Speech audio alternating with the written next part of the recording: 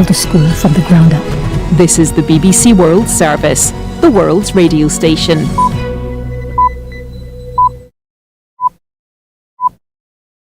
This is the BBC World Service. I'm Johnny Diamond and I'm in Lusaka, the capital of Zambia. This is one of the most stable democracies in Africa and it's resource rich. It's also one of the poorest nations in the world. The current president, Hakainde Hichilema, or HH, won the 2021 election by a landslide and said it was a new dawn for democracy. He'd been imprisoned under the previous president, but he told him, "Don't worry, you'll be okay." HH has won international praise for abolishing the death penalty, promoting peaceful elections in neighbouring Zimbabwe and leading African nations at the climate conference in Doha right now.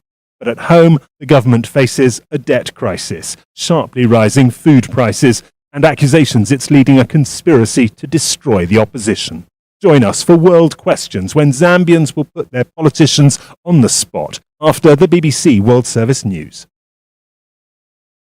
I'm Debbie Russ with the BBC News. Hello. Nearly 200 nations at the UN Climate Summit in Dubai have adopted the first ever call for the planet to transition away from fossil fuels. But they stopped short of calling for a complete phase-out. The summit's president, Sultan Al-Jaber, called the accord historic and said the world had found a new path towards the goal of limiting temperature rises to 1.5 degrees Celsius. The UN's climate chief, Simon Steele, called it a climate action lifeline. COP28 needed to signal a hard stop to humanity's core climate problem, fossil fuels and their planet-burning pollution. Whilst we didn't turn the page on the fossil fuel era in Dubai, this outcome is the beginning of the end. But the bloc of 39 small island states, some of the countries most vulnerable to global warming, said the agreement did not go far enough. The Samoan chief negotiator is Anne Rasmussen. We have made an incremental advancements over business as usual, when what we really needed is an exponential step change in our actions and support. We reference the science throughout the text, but then we refrain from an agreement to take the relevant action in order to act in line with what the science says we have to do. The World Food Programme is warning that Sudan is edging towards a hunger catastrophe, the UN's most extreme categorization of food crisis. Access to people who urgently need food aid has been severely limited since civil war broke out in April between the Sudanese army and the paramilitary rapid support forces. And Soy has more details. Sudan is going through the highest levels of hunger ever recorded during the harvest season, according to a new analysis by the UN. That's the time of the year when more food is usually available. But the number of those going hungry now has doubled compared to the same time last year. And it's a warning that if nothing changes, things could get worse going into the lean season in a few months' time. That's when experts warn Sudan might slip into a hunger catastrophe. It's the same classification as famine, but affecting households rather than a geographical area.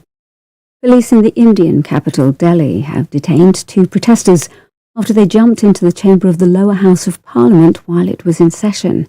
The 2 men also sprayed yellow smoke from a can. Officials said it was harmless. The house was adjourned briefly after the incident.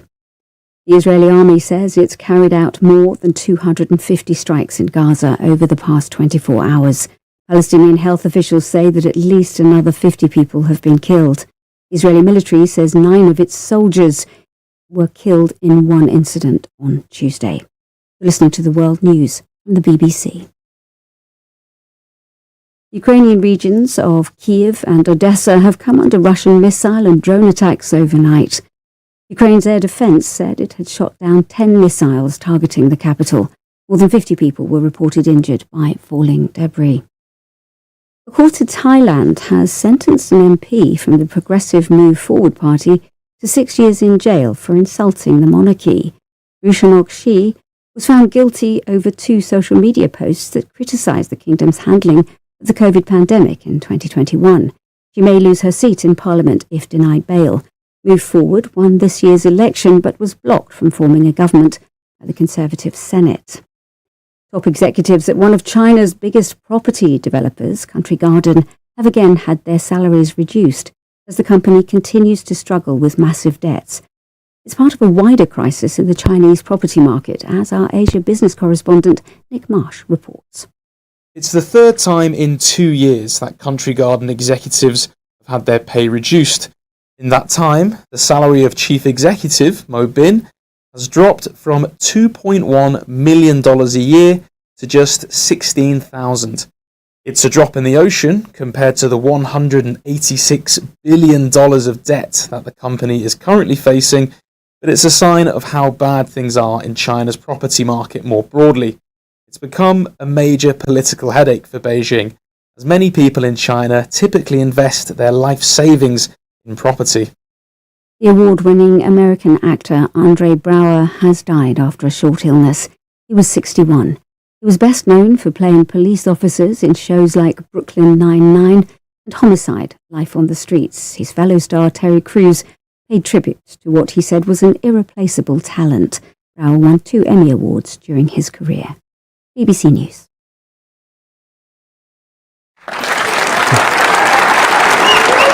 Thank you. Thank you. Thank you. This is the BBC World Service. I am Johnny Diamond, and welcome to World Questions, which comes from Lusaka in the southern African nation of Zambia. This land is blessed with minerals and metals, jewels and hydropower. It is wonderfully rich in wildlife and is home to the spectacular Mosi Oatunya, or Victoria Falls. But it is also home to a debt crisis, high fuel prices and rising inflation. The staple food, maize meal, has nearly doubled in price this year, and that bites hard in a country where 60% of the people are poor. President Hichilema was elected in 2021. His domestic reforms and his leadership in Africa have won him praise around the world. His government has made secondary education free and employed thousands of new teachers. But the Zambian Conference of Catholic Bishops criticised his government last month, saying human rights such as freedom of expression and freedom of assembly are being arbitrarily trampled on. So what's really going on? This programme puts people at the heart of the debate, and we have a panel of political and civic leaders waiting to answer questions from our audience here on the big issues that Zambia is facing. Cornelius Mwitwa is a member of the National Assembly for the governing United Party for National Development. He's also Minister for Media and Information and the government spokesman. Linda Kasonde is former president of the Law Association of Zambia and current executive director of Chapter 1 Foundation, a human rights organisation that promotes the rule of law. Shishala Kateka is an economist who worked in the corporate world. She was the first female chair of the Barclays board here in Zambia. She was a candidate in the last presidential election and is leader of the New Heritage Party. And Brian Mundubile is member of the National Assembly, formerly for the Patriotic Front. Until very recently, he was the official leader of the opposition. The way he was deposed has ignited much debate in this country and is currently a matter for the courts. Even more recently, the tumult in his party has seen him expelled from the Patriotic Front. Ladies and gentlemen, your panel. Let us go to our very first question. It comes from Yusufu Firi. Yusufu. The measures that the government is putting in place in order to reduce the high cost of living and doing business, how long do you think the citizens should wait? Yusufu, thank you very much. Let me quote, if I may, the president in his inauguration speech. He said 2.5 years ago, to the mother struggling with the high cost of food, a lower cost of living will soon be a reality. The price of maize meal, the staple food for many Zambians, is up 78% in a year, and inflation is running at 13%. Minister, how long will citizens have to wait? Thank you, Johnny, for that question, and thank you, Yusuf. We inherited an economy operating at 0.2%, negative 2% GDP growth rate. That has been turned around, and a number of measures the government is putting in place are going to address the cost of living. How long do you think citizens will have to wait, Minister, before the price of maize meal comes down?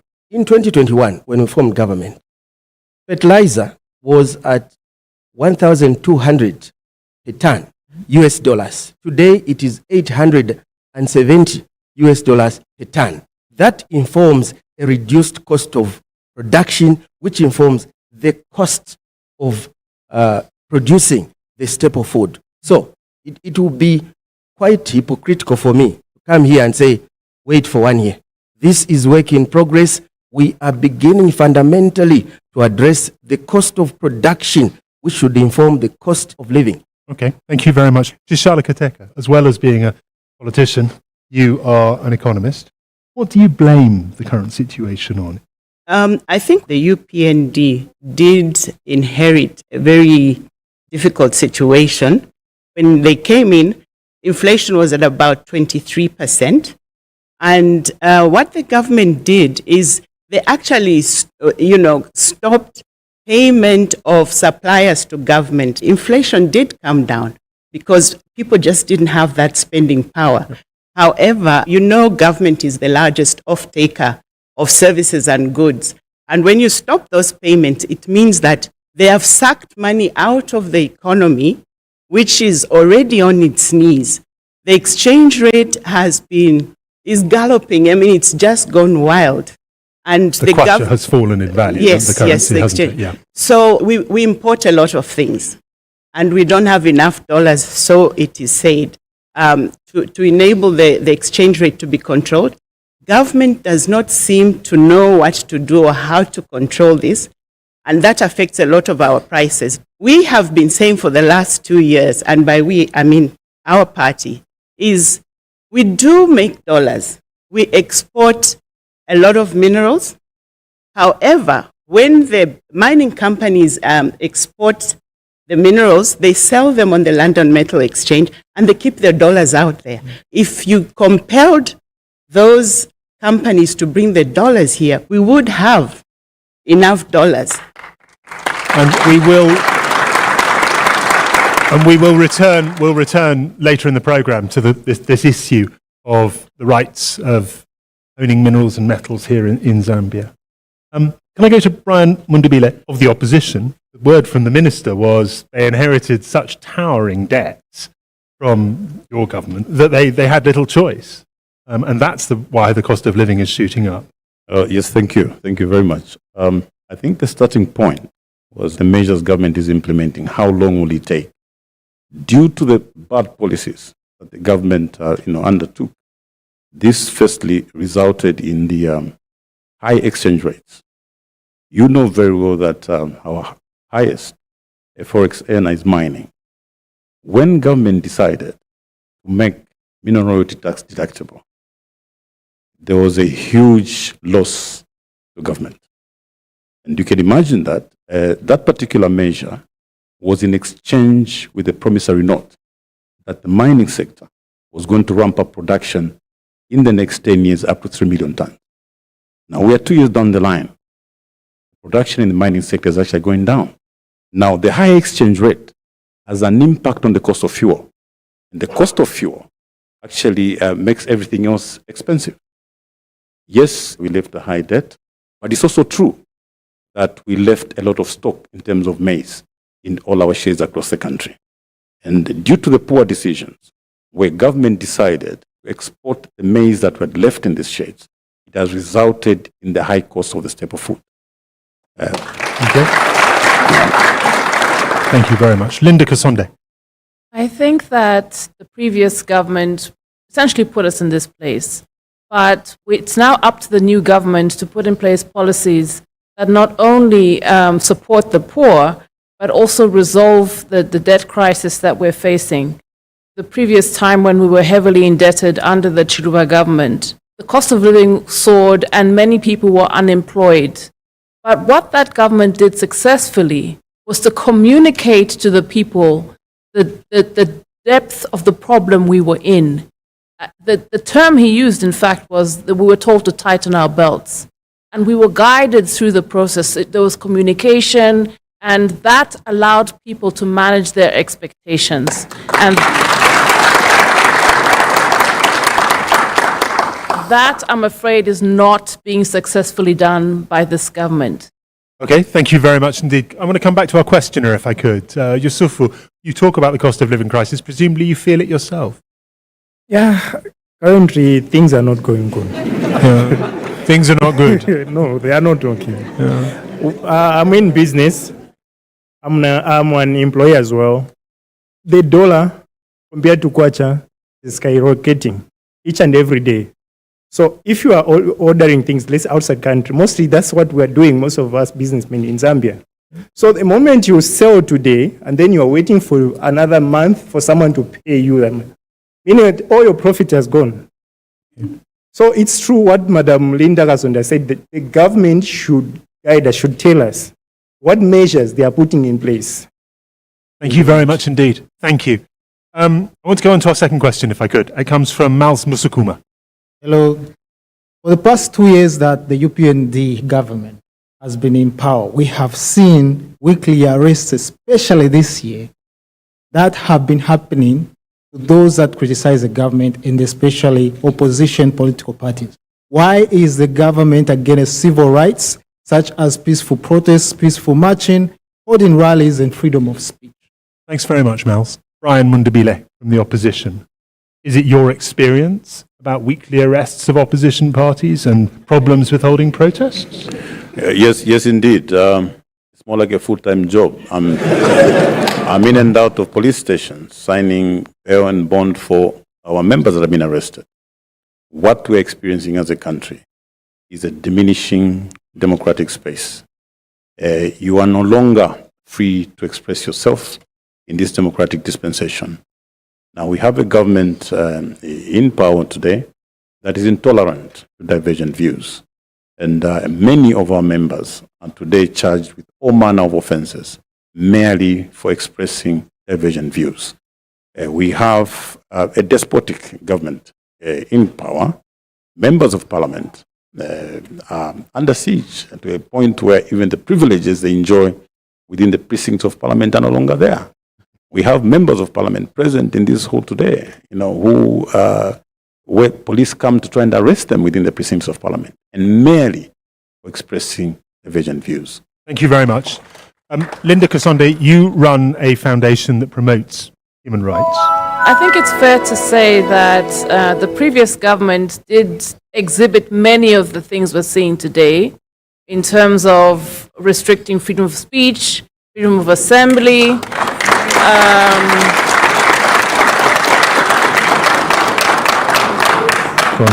And following the elections in 2021, the expectations of Zambians, many Zambians, was that the situation would change.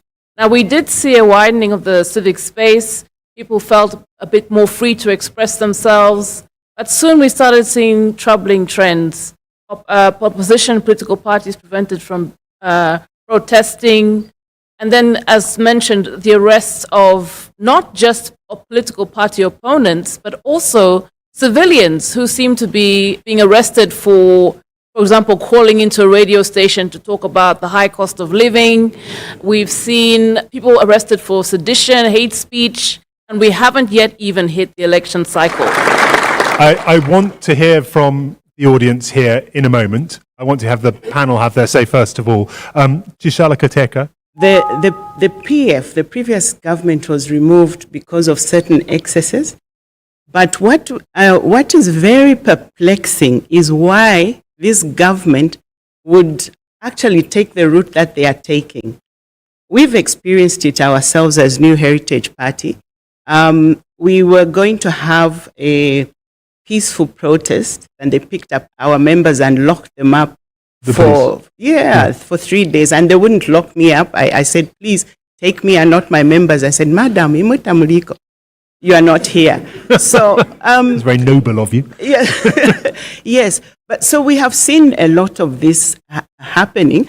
As New Heritage Party, we wrote a statement and warned the nation that we are sleepwalking into a police state. Okay, let me let the minister respond to that.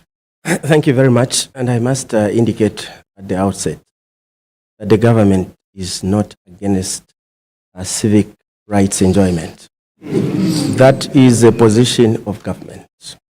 We have inherited systems of government apparatus that have a tradition of violating people's rights, such as the police, who for a long time, under the previous administration, thought they were an appendage of the ruling party to do things to appease those who are in government. And as party spokesperson of the ruling party, each time the police have done something that is inimical to the interests of the enjoyment of human rights, we have come out in the open, and these people know that fact. But your Secondly, actions appear not to follow your words, Minister. Let me just put this very clear. To describe Zambia as a despotic state is very unfortunate and highly misplaced. This is a country that is on the move. The gains we have made this far cannot be compared to 2 years ago when we were under the previous administration. We are miles apart. You say that, but the comparison is made not just by members of the audience, but by the panel that we have here. But they were giving their opinion, and I'm giving mine, John. Okay. Let me answer. Okay. My colleague from the opposition, Honorable Monduvire here. Today, we have about 19 members of parliament of the opposition suspended. We, when we were in the opposition, we were suspended, 48 of us, merely for absconding parliament. They have been suspended for misconduct on the floor of the House. Today, President Lungu in Zambia is the first former president who has never, ever gone to grace the doorsteps of a police station or jail. All the former presidents of Zambia alive have been arrested before. Okay. Today in America, Donald Trump is appearing before the courts of law. Today, when those who violate the law in Zambia, when they are called to account, it becomes diminishing, shrinking democratic space. I don't agree with that. And these people here, even if you do them a private vote, it will be a landslide vote that the democratic space in Zambia is widening. Okay. Minister, thank you. Thank you very much. Okay. I'd like to hear from the audience. First of all, I want to hear from our questioner, Mals. Okay, so according to what I have noticed, the democratic space in Zambia has shrunk. There is so much dictates that are happening that you can see that somebody with a strong thumb is actually telling civil servants and institutions of government to do certain things that they're not supposed to do. Okay, that's lovely. It's worth bringing up for those that don't know. The government has abolished the death penalty. The government is bringing an access to information bill through Parliament. Can I hear from our audience for the moment? The gentleman right over on the edge there to start with. Good evening. My name is Daniel. We had a change in 2021, changing the government. And one reason is because a wrong was being done. So I would want the ruling party just to see where they are going wrong and also listen to the people. Thank you very much, sir. Thank you. And madam at the back, thank you. As a young lady that is Zambian, I feel the political space is not safe for me to participate outside of me having cast my ballot paper. I don't feel safe to express any opinion that is politically aligned to any party whatsoever, particularly on social media, because the space doesn't feel safe enough. And even if I tried to venture and be inspired by ladies like Madam Kateka, I wouldn't feel safe to get into the political sphere because on the ground, it does not feel like a safe environment. Okay, thank you very much, madam. We're going to speak to this gentleman and after that, there, if we could. Sir. Thank you, Johnny. I'm a member of parliament that is suspended. And let me mention that the hate speech is only applicable to the members in opposition when the Secretary General of the UPND calls an Bishop of Lusaka a Lucifer is not hate speech. When the Minister of Education calls the people of Luapula province as suffering from poverty of the mind is not hate speech. When I say I'm more intelligent than him, it's hate speech. Where's freedom of expression? Okay. Thank you very much, sir. Suspended member of parliament there. There were points directly made. I want to give the minister a brief moment to respond. Well, thank you very much, John. The young lady at the back who has said that she feels not safe. I would like to encourage her to look at things in a more positive way. Today, there is no radio station that has been threatened to be closed or closed, no media house. You can literally go to any radio station and say what you want to say.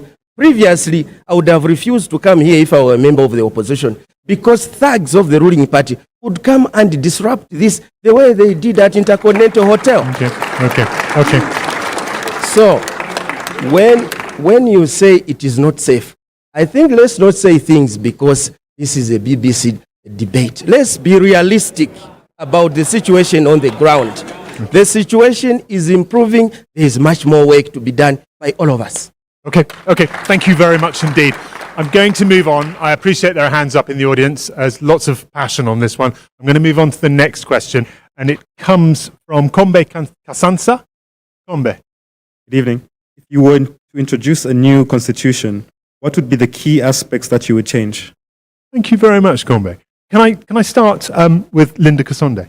If I were to change the constitution, I think that the main thing I would do would be to enhance the Bill of Rights, to extend rights such as freedom of expression, but also to include economic, social, and cultural rights. Because we're now in an age where, as people in our country, we're more vulnerable to societal problems such as poverty and lack of access to facilities such as water, good health, good sanitation. And it's important that that is recognized and that the government is held accountable for failing to deliver. Tishala Kateka. What is top of mind relates to ECZ, Electoral Commission of Zambia. We have the law state that the president actually appoints the commissioners. And we feel that is not right because the president is a player. It's like you have two football teams, Nkana and Mufulira Wanderers. Then one of the players actually chooses the referee and the linesmen and pays them. I don't think you'll expect a fair game there. Thank you very much. Minister for Media and Information, if you had the chance, maybe you do have the chance, to change in particular one thing. Is there a key thing you would like to see changed? Well, for me, I would like more citizens' participation in acquisition of debt by government. Because at the end of the day, these people look at government that everything is going on well. Meanwhile, government is busy on top of their heads acquiring debt without their knowledge. They are just told when things have gotten out of hand, can you tighten your belts? But when did you do this? That is what I would want to see. Okay. Thank you very much. And Opposition MP Brian Mundubile. I think for me, it would be the appointment of judges. Who are directly appointed by the president right now. That's right. I think we seriously need to look at the process of appointing judges in order to achieve the real independence of the judiciary. What we've experienced in the recent past leaves much to be desired. Well, thank you very much indeed. Kombe, we don't often get a question like this. It's clearly on your mind. What's the one big thing you'd like to see changed? I think a few of you touched on it, but I'm surprised no one mentioned a reduction in executive powers in general.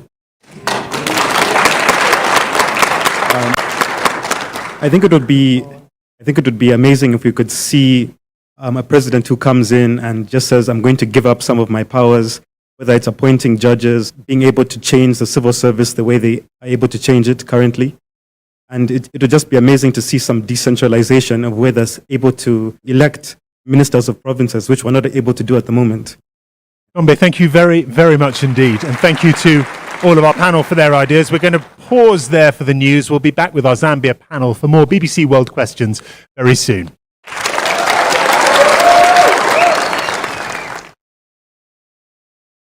This is the BBC World Service, where Stories from the New Silk Road continues. For episode 2, we're in the land of fire and ice, where the people have been harnessing geothermal energy since the age of the Vikings.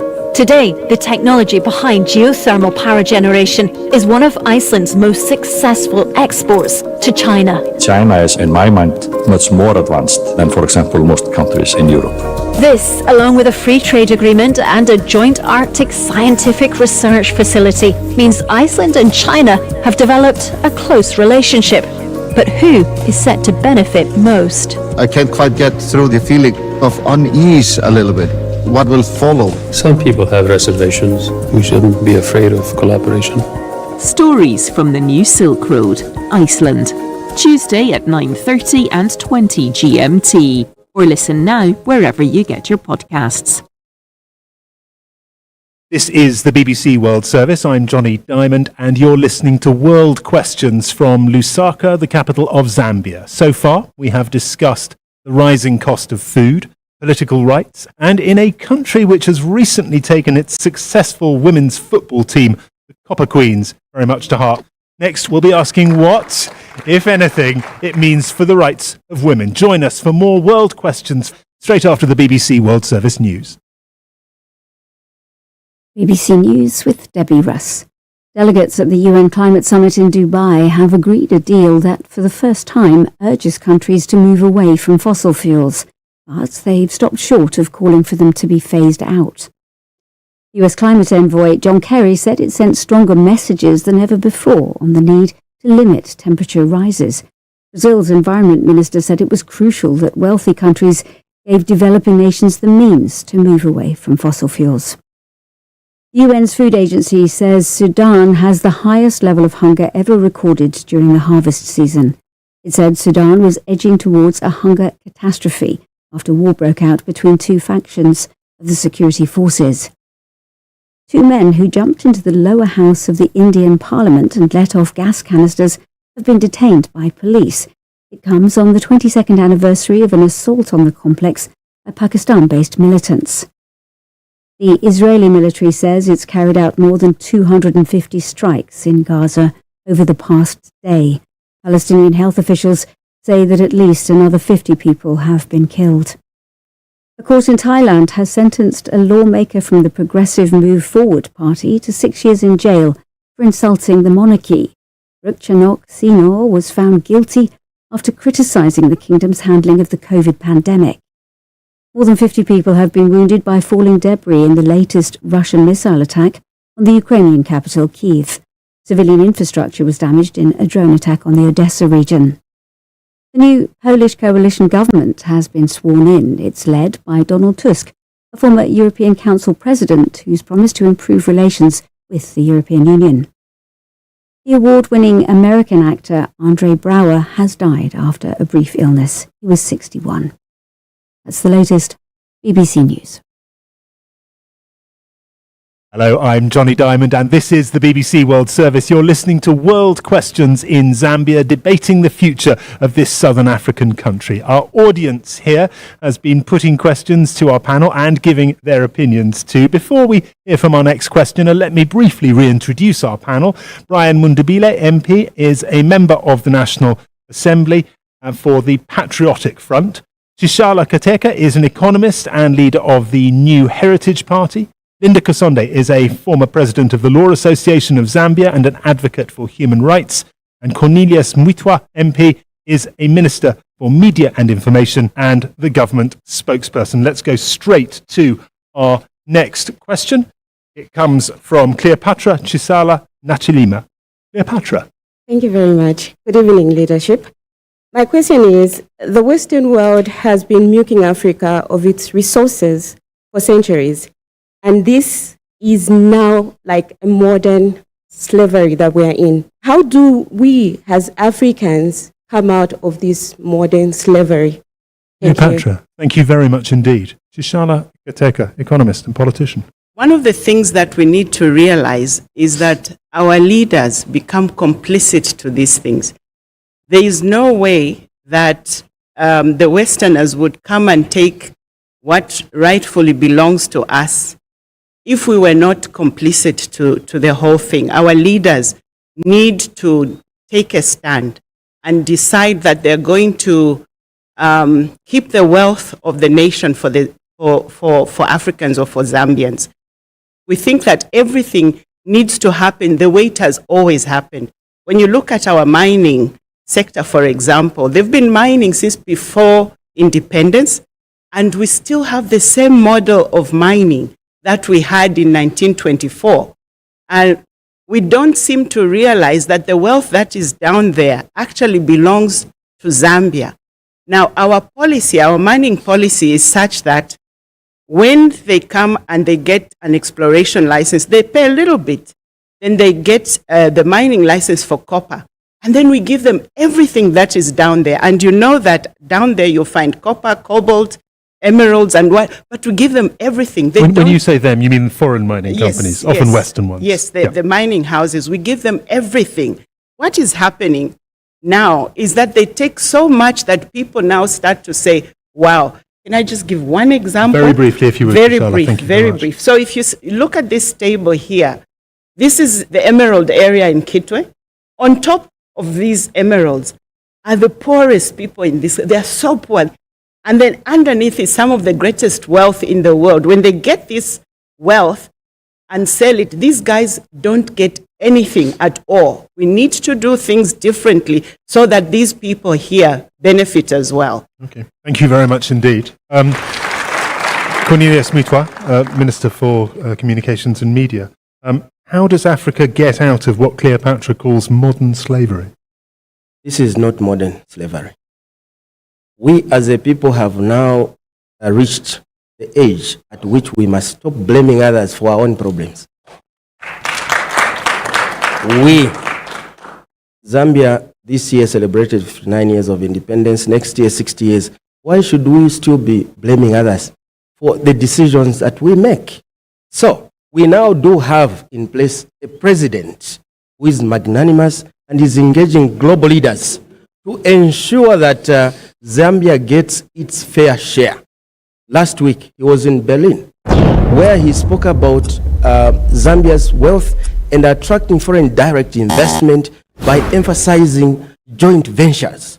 That when you bring your capital, come and joint venture with our local people so that the money we are talking about here being shipped abroad should remain in this country by way of ownership which is locally based. Thank you very much indeed. The phrase, Brian Mundabile from the opposition, is modern slavery.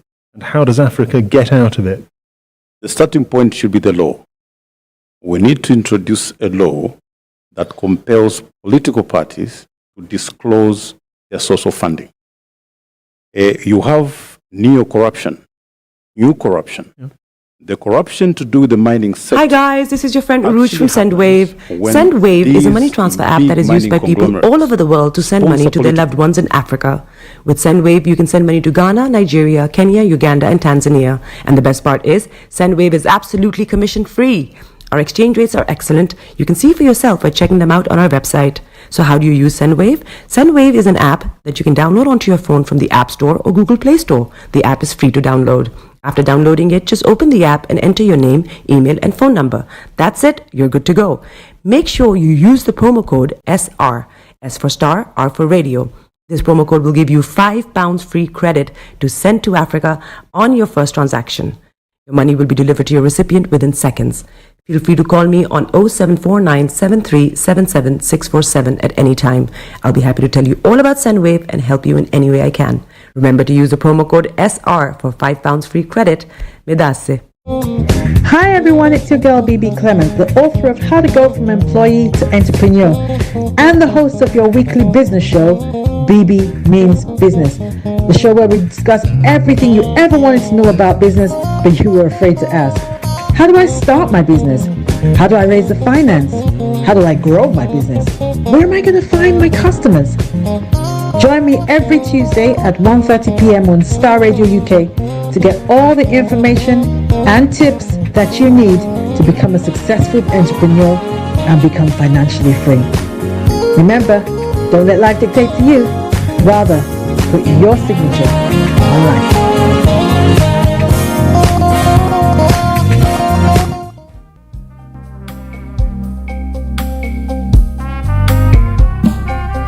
Are you looking for the fastest, reliable, and trustworthy door-to-door shipment company? Well, look no further. When was the last time your family received a shipment back in Ghana on time and in time? You are not sure? Well, Lamb Shippers, we pride ourselves with being the fastest, reliable, and trustworthy shippers you can use. You are assured of a prompt pickup anywhere in the UK by our personnel. They also make sure your items are well packaged to get to its destination in time. When it comes to door-to-door shipment, look no further. Well Lamb Shippers, contact us on 07939009321 or 07498911820, or you can visit our website www.welllamp.co.uk. You can also drop us a mail, info@welllamp@gmail.com. Well Lamb Shippers, fast, reliable, and trustworthy.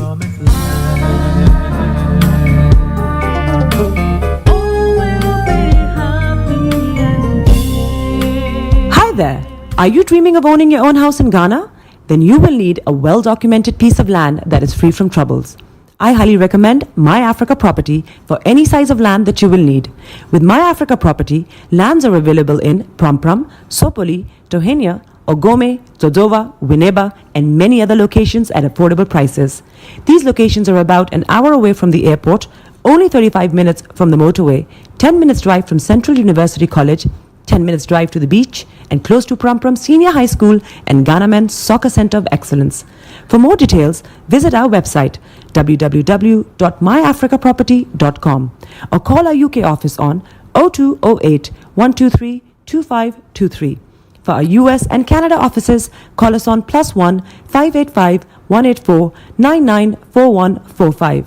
You can also email us at ghana@myafricaproperty.com. Getting onto the property ladder has never been easy until now. Join us this and every Thursday from 7 p.m. to 8:30 p.m. live on the Property Hour Show on Starr Radio UK, where we talk to mortgage brokers, property developers, estate agents, landlord, tenant, property consultants on how to invest or get into the property business and make money. You can't afford to miss this. The Property Hour Show is your best source into the property industry.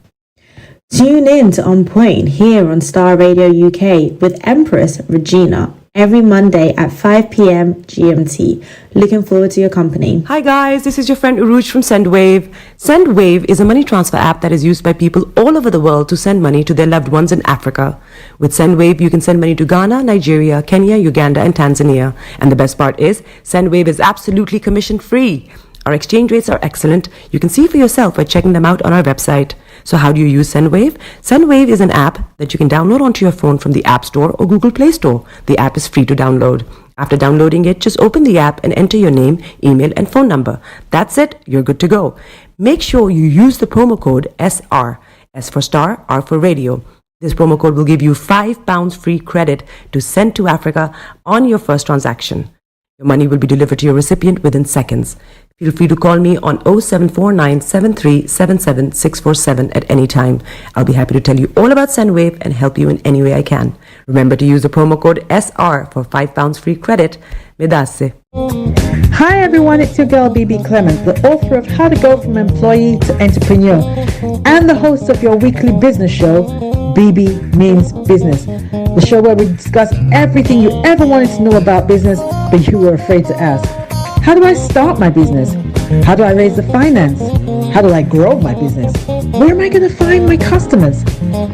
Join me every Tuesday at 1:30 p.m. on Starr Radio UK to get all the information and tips that you need to become a successful entrepreneur and become financially free. Remember, don't let life dictate to you. Rather, put your signature on life.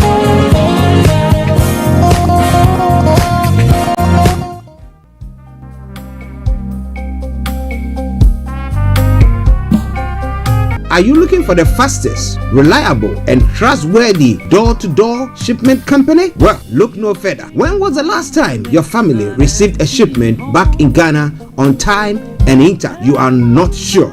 Well, Lamb Shippers, we pride ourselves with being the fastest, reliable, and trustworthy shippers you can use. You are assured of a prompt pickup anywhere in the UK by our personnel. They also make sure your items are well packaged to get to its destination intact. When it comes to door-to-door shipment, look no further. Well, Lamb Shippers, contact us on 07939009321 or 07498911820. Or you can visit our website www.welllamp.co.uk. You can also drop us a mail, info@welllamp@gmail.com. Well Lamb Shippers, fast, reliable, and trustworthy.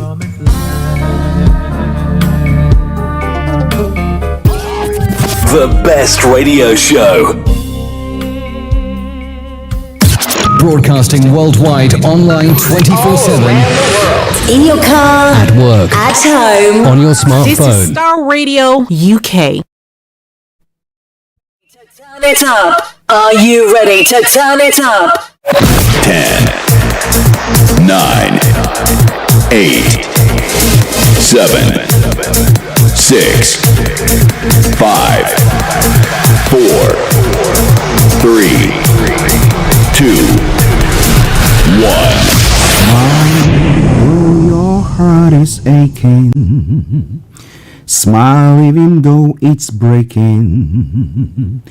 When there are clouds in the sky, you get by.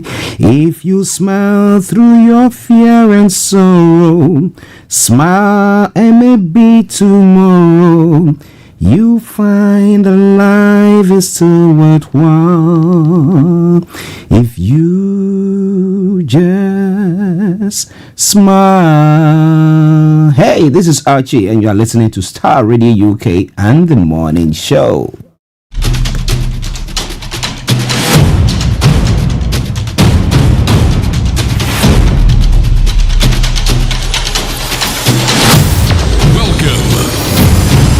This is Starr Radio. This is UK. Starr Radio UK. This is Starr Radio UK. Welcome.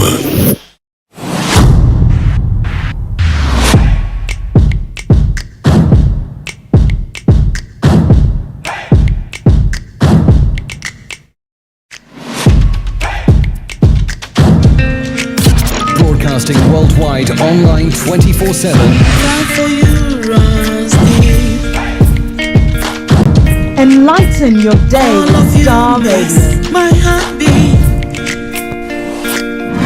You make a darling fade, Jesus, and that's what makes you great. Okay, let me say massive good morning, good afternoon, good evening, good dawn to you wherever you might be on planet Earth, and those of you on other planets as well. I want to salute you all and welcome you to the Wednesday edition of the Morning Show. Today's Wednesday, the 13th day of December, the year 2023, with the time now exactly at 10:48. But wherever you are, I say welcome on board. Let me say good morning to my team, Mr. Olayomi Koiki, my able producer, Mr. Francis Gaye, and also to every one of you who tune in this morning. Rachel, good morning. Olakunle, good morning. Aziz, good morning. Anthony Adedeji, my bishop himself, Bishop Adesina, is going to be joining Mr. Olayomi Koiki this evening on the Niger Voices. I say good morning to you and to all your colleagues at the RBS office in Lagos, Nigeria. I salute you. Let me take the opportunity to also say good morning to Felix all the way in Aberdeen, Akunjo D, and all of you in the south here who listen to us and across the globe. If I didn't mention your name or protocol observed, and let me say welcome to the program. Well, as a Wednesday edition, I'm just going to kick off by bringing you the quote for the day. And the quote for the day says what? It said, don't be afraid to invest time in getting to know people and learning from them.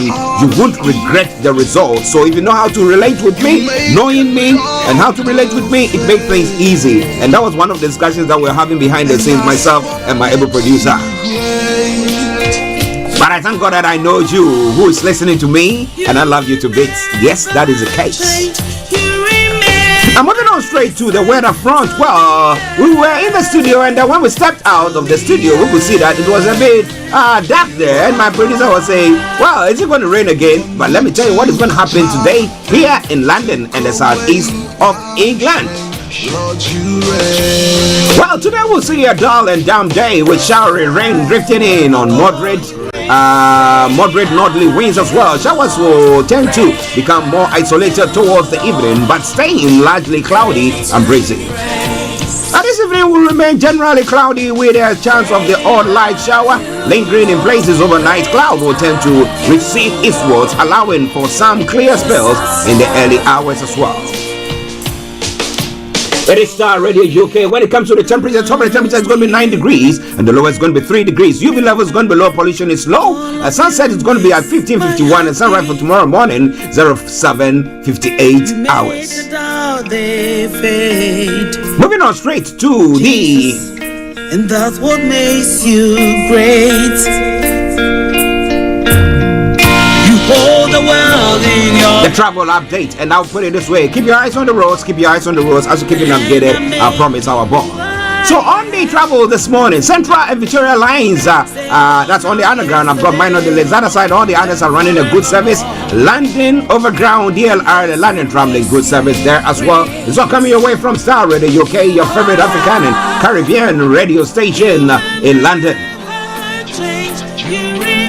On the major roads in London as well, A10, A23 has got serious delays. If you can avoid it, do your best to do so. On the river bus, the Woolwich area has got reduced service. And then the landing cable car is running a good service there as well. But when it comes to the national rail, the final segment of the travel update, I will say it once again: keep your eyes on the roads. Keep your eyes on the roads. Also keep it navigated. I promise our bond. Yes, on that one, the cross country has got minor delays. East Midlands, minor delays. First Transparent Express, minor delays. Great Western Railway, minor delays. Northern Rail, minor delays. Southeastern, minor delays. And Transport for Wales, minor delays. Also, ScotRail has got special service. That aside, all the others are running a good service.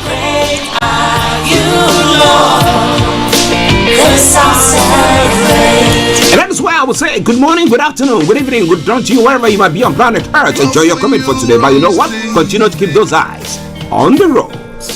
All of you makes my heart. Getting onto the property ladder has never been easy until now. Join us this and every Thursday from 7 p.m. to 8:30 p.m. live on the Property Hour Show on Starr Radio UK, where we talk to mortgage brokers, property developers, estate agents, landlord, tenant, property consultants on how to invest or get into the property business and make money. You can't afford to miss this. The Property Hour Show is your best source into the property industry. Welcome back to the program Starr Radio UK, your favorite African and Caribbean radio station in London. Bringing the time now to 10:52. Well, as you know, a Wednesday edition of the morning show finishes exactly at 12 o'clock. But hey, I'm going to bring you or take you global trotting, and then we'll have Mr. Olayomi Koiki joining us at 11 o'clock to bring you what? Updates from Nigeria. So what is happening? Well, he's going to be posting more of the stories making the rounds, but let me tell you this. Now, court paves way for 4 lawmakers loyal to Fubara to control Rivers Assembly. EFCC declares former Minister of Power Olu Ogunloye wanted over alleged $6 billion Mambila hydropower contract fraud. Oh boy. The powerful Nigerians involved in illegal mining, funding, banditry, terrorism, Minister Aleke alleges. NIS elevates spokesperson 4,851 others to various ranks amid declining crude output. Oil minister targets 2 million barrels per day production. And then airlines to compensate for flight delays, cancellations from January. Kiyamo is saying trade minister and fire over 1 billion naira budget for trip to Geneva. The IGP deploys CP Adegoke, CP Nadada to Lagos and Nasarawa respectively. Lots more going to come your way from there. And Keridolo begins medical leave on Wednesday, transmits power to Ayeda Tiwa. Okay, well, he is now decided to do the right, but it's the court that ruled, and that made him was it the court that ruled that made him do that? Whatever I say, we'll see. Maybe he's seen common sense has prevailed. We'll be telling you more about all that in a moment. But wherever you are, stay tuned. Starr Radio UK, your favorite African and Caribbean radio station in London. In other stories making the rounds as well, Rwanda presidential elections set for July 15, 2024. Rwandans are set to go to the polls on July 15, 2024 to elect their next deputies and president, with current head of state Paul Kagame up for another term. Okay, and in Dhaka, court to rule on Osman Sonko's eligibility tomorrow. We'll tell you more about that. And former Sierra Leone president confined to home after questioning. What did he do? We'll be telling you more about that as well. Vote counting began in Egypt on Tuesday evening after polls closed at 7 p.m. Some 67 million Egyptians were registered to cast their vote. Boy, that's a lot of them, isn't it? Okay, and conditions not right to open polling stations in two. That's one of the stories making the rounds there as well. We're going to be telling you more about all that in a moment. But moving on straight to some other stories making the rounds. Debt restructuring casts contractors to return to site in February 2024. Okay, and that's what Simon Mensah said. And Parliament approves 149 million Ghana cedis for the office of the special prosecutor. Now, you know, if you want to actually clip the wings of a department, decide not to release their funds to them, and you'll be able to do so. It is all coming your way from Starr Radio UK, your favorite African and Caribbean radio station in London. And the police have exhumed remains of a mother killed by son in Koforidua as one of the stories making the rounds in Ghana as well. Now let's move on to other stories making the rounds in other parts of the world. Now COP28 deal calls for global transition away from fossil fuels for first time. You know, I have a thought there, and I've been going through my thinking gallery to see what is the way forward there. Because now, if those of us living in Africa, those of our relations living in Africa and the third world countries where people are actually very, very impoverished, with even using fossil fuel and all that. Now, when it comes to this renewable fuel, they are energy, they are expensive. Okay? They are not chicken feet at all. So you are looking at that, and you are looking at where we find ourselves at the moment. And they say, now there should be a straight one. So hunger is killing you. Now, because you don't have the means to support yourself, even that is destroying your doings or your life. So if somebody says that, well, we use fossil fuel and maybe we have floods here and there and there, it does happen. We are all living in it, aren't we? So what do you think? Do you think that maybe the way forward is to just let's live our lives and let's see what happens? Or are we all going to say that let's hear what the experts are saying about the global warming and the fact that temperatures have gone higher? You know, in advanced countries that have used all these fossil fuel and all sorts, okay, to advance their economy, are saying let's do that now.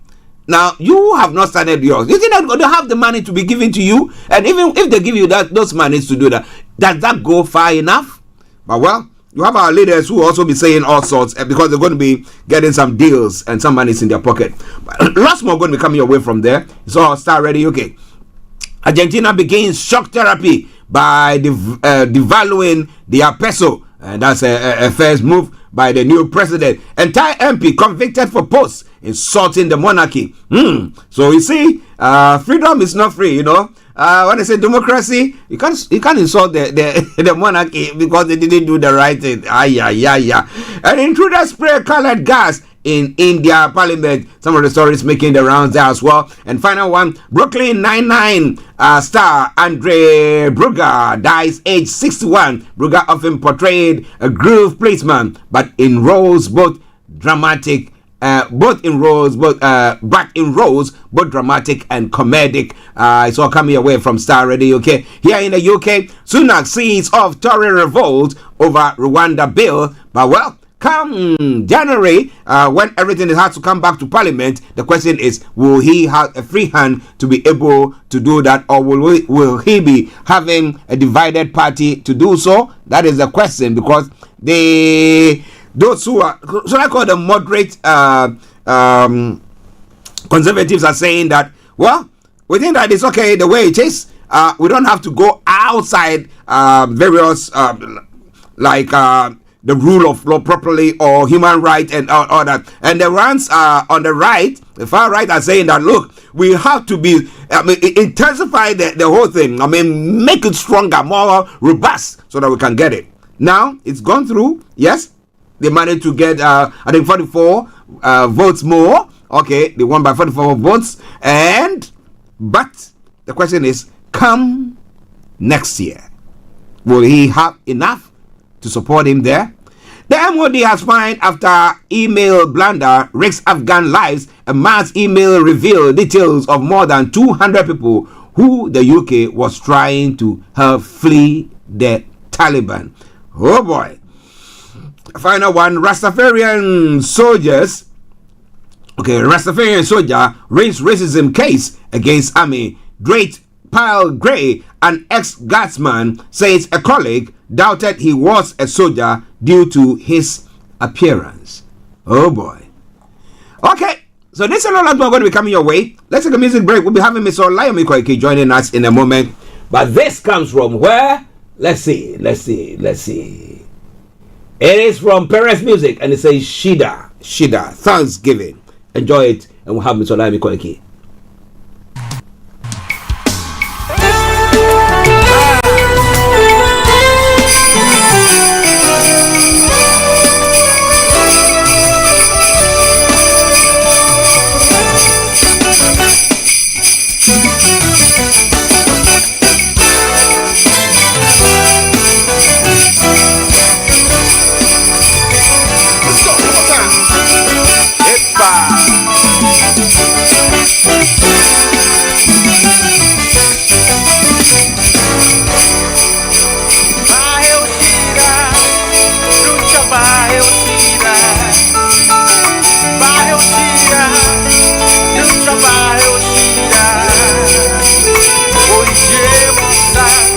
This is Starr Radio UK.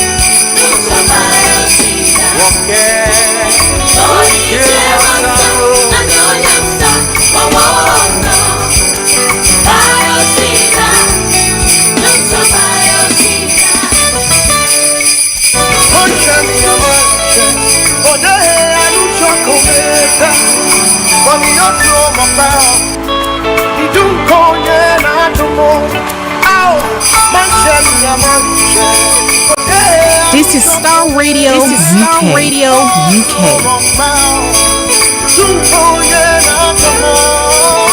You're the King of Kings. You're seated in majesty. Your glory shines forth, and darkness can't comprehend. No, you're the King of Kings. You are seated in majesty. Your glory shines forth, and darkness can't comprehend.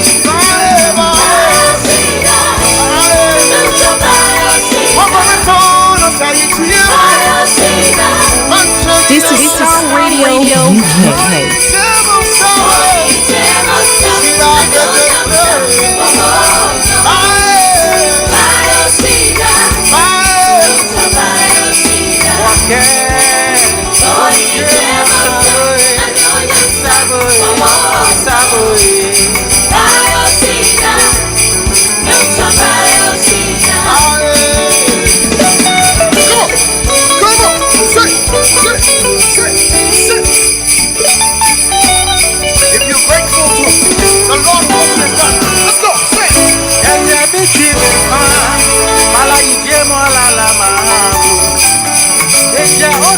This is Starr Radio UK.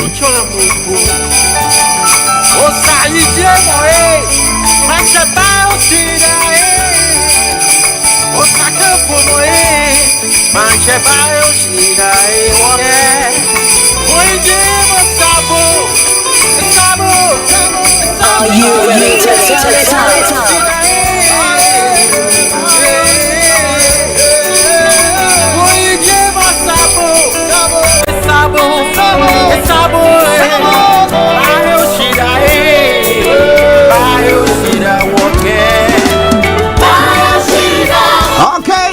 he says, receive your thanksgiving. And that is in one of the Ghanaian languages. Ga this morning. But I can tell you shortly that I've got Mr. Olayomi Koiki, who has joined in this morning, where he's going to be bringing you everything that you need to know. And it's making the rounds from Nigeria this morning. So wherever you are, don't you go away. I guess a Wednesday edition of the morning show, and we are already pressed with time. The fourth position. We'll just kick on and keep the program going on. But let me say, just bear with me. Let me get him on there. Yes. Good. And let me say, Yomi, good morning. A very good morning to you back in the studio, Mr. Archie. Good morning, Frank. Good morning to all our listeners and viewers from around the world. And welcome once again to the finest African and Caribbean radio station in London. I say good morning, and let's kickstart because we're really pressed with time when it comes to Wednesday. Yes. How are you doing? How is the family? Well, like you always ask, the family doing very well. We're grateful. And I just hope as many families across Africa are doing very well with the little or no resources that the country have yet. They are still making sure that every household can at least have, a better life, even though we know things are not as rosy as many people see from. It's quite an interesting one. But before we go on to the updates from Nigeria, let me ask you this question because it's been bothering me. And I think when I was doing my submission earlier, when I did touch on that, let me say good morning once again to Olakunle. Lots of love to you as well. Now, we look at the fossil fuel, we look at COP28 that they've gone and everything. We look at the way this part of the world is developed. Let's take the UK where we live. And the way they've developed, they were using all sorts, what were they even using? Apart from fossil fuel, they were using all sorts. Coal. And that they've used all those things to better their lives. And we see all the development and advancement. Now they tell you that, you know what? Now, you guys, we all need to stop using this because we think that the temperature of the world is rising up. And we have people who are in Nigeria this morning who have not had a cup of tea to drink. They're not sure whether even by close of the day they will have anything to eat. They are dying because of poverty. Okay? Now, how do you see that? How do you marry that what they are saying to what our people are seeing or the reality on the ground, Yomi? Well, I mean, it just reminds me, the business show that took place in London about 3 weeks ago precisely. And right there was also another event that was, going through, which was the climate energy. So that means that, people that wants to give us, better, fossil fuels and energy, electric cars and all sorts. You're quite right. I mean, this morning, I was following, one of our teams, the sister broadcast somewhere in Abeokuta, Lagos Expressway, where the CDHA, were literally protesting for the bad road. The coalition of the civil society demand urgent rehabilitation of Abeokuta, Lagos Expressway. You're quite right. And this also reminds us, how during the slave trade, during the colonialism, how the British were able to extract as many of the coal from Enugu State, which end up to UK, where it eventually become the revolution industrialization. They've now make so much out of it. We are not the one polluting the air. When we talk about the true major pollution in the world today is America and China. And they are not even funding it. They are not paying. I've literally followed the climate, summit that I believe, there've been a bit of extension.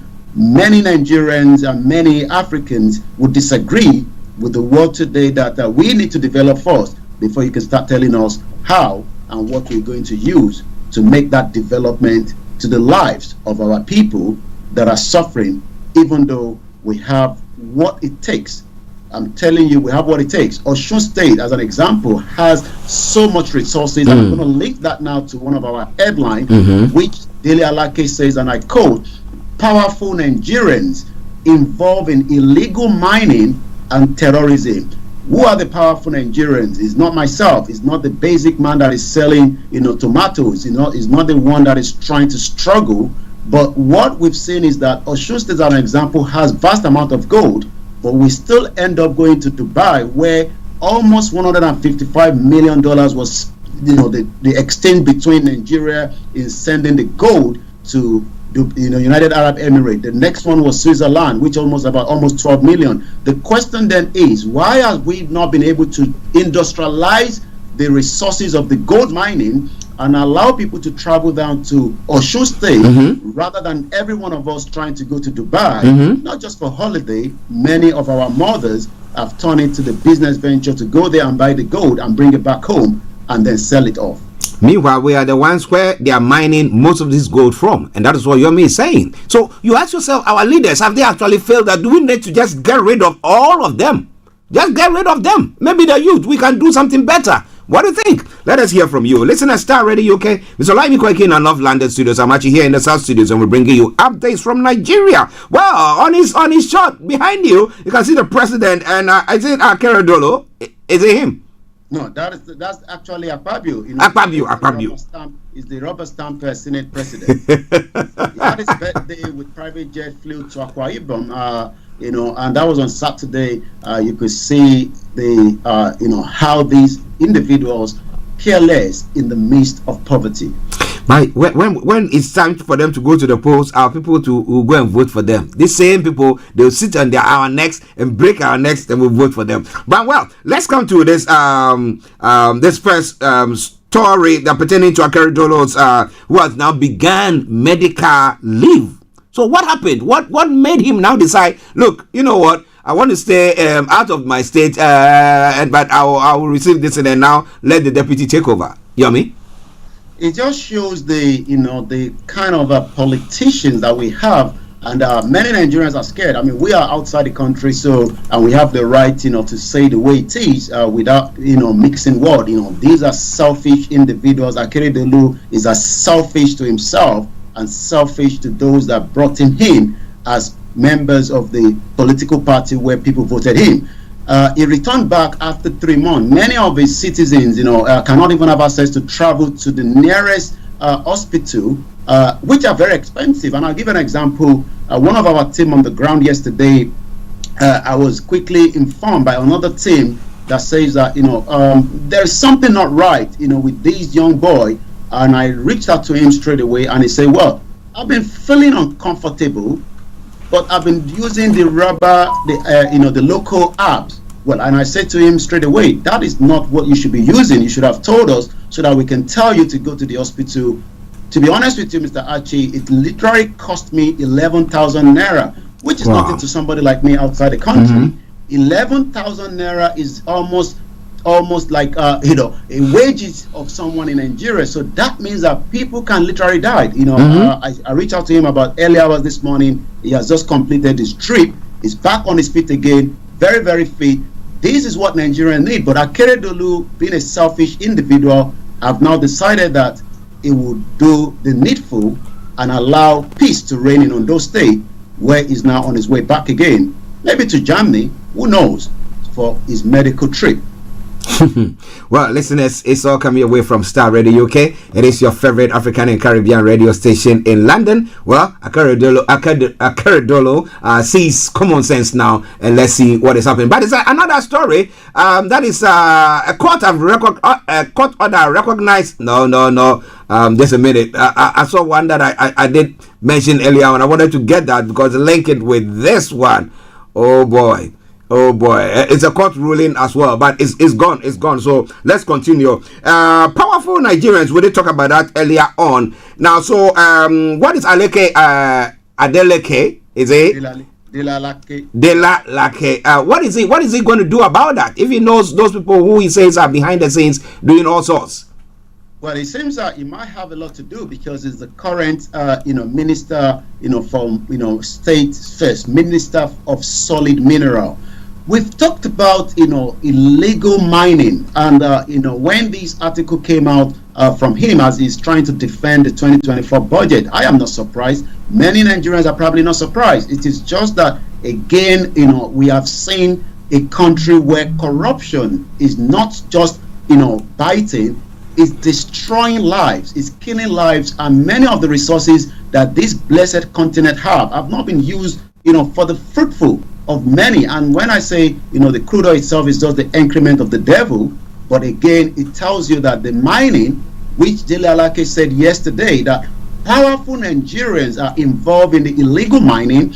They are not just illegal mining, they are also sponsoring the banditry and the terrorism in the country. That shows that many Nigerians that continue to say, why are we speaking out for them, are also being affected by big man using terrorism to kill them, to kidnap them, pay ransom. Mr. Archie, since September, 4 innocent Nigerians that traveled from Akwa Ibom heading to Sokoto for the NYSC are still in the captive of terrorism. Wow. That shows that, terrorists, that shows that the big man kidnapped the same Nigerian, sending them to do youth copper, and when they come out, I can tell you people in the last 10 years that have done the same NYSC doesn't have a job. So sad. So sad.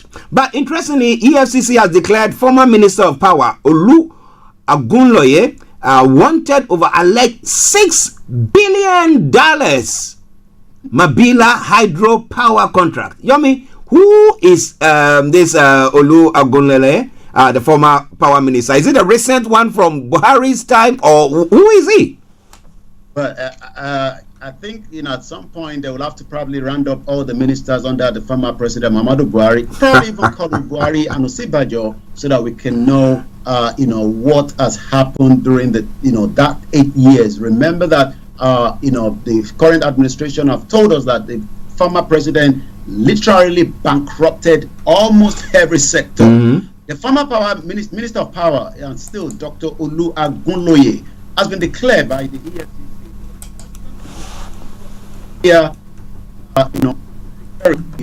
declare him, and then hands change hands. It seems that maybe it's going to be the next phase, as we saw with the EFCC going after and the DSS, these individual called Emefiele. I don't want to use the name that people call Emefiele. We see if we can get the image of these individuals. But like I said, it is just that the mismanagement of that country has literally led to many Nigerians today end up praying that they just hope that something would happen. Whatever is going to happen, like you said, nobody knows. But if we do nothing, nothing is going to change. And that is what the East Timorians did by fighting hard to get themselves free from the bondage of the Indonesian government for 24 years, when they were being manipulated, genocide, about 180,000 people died. But today, East Timor got independent just in 2002, 1.3 million, they are finding their feet. But like I said, $6 billion hydropower project. EFCC have now declared this former minister wanted, but the question is whether he's even somewhere in the Caribbean or America, who knows? That shows that if they've declared him wanted, he's currently not in Nigeria. Well, interesting one. Interesting They've one. actually allowed him to flee before they declared him wanted. Yeah. That's what they've done. Yeah. It is sad. It is sad. Well, listen at Starr Radio UK. Anthony Adedeji, once again, thank you very much for joining in. And as many of you have joined us on the various sister platforms, wherever you are, we salute each and every one of you. Now, let me ask you something, then I can hand the baton to you. Now, the presidents, when they are leaving office, they are giving some huge sums of money, or the crude oil. I bet they have a percentage daily or something that they get, right? Yes.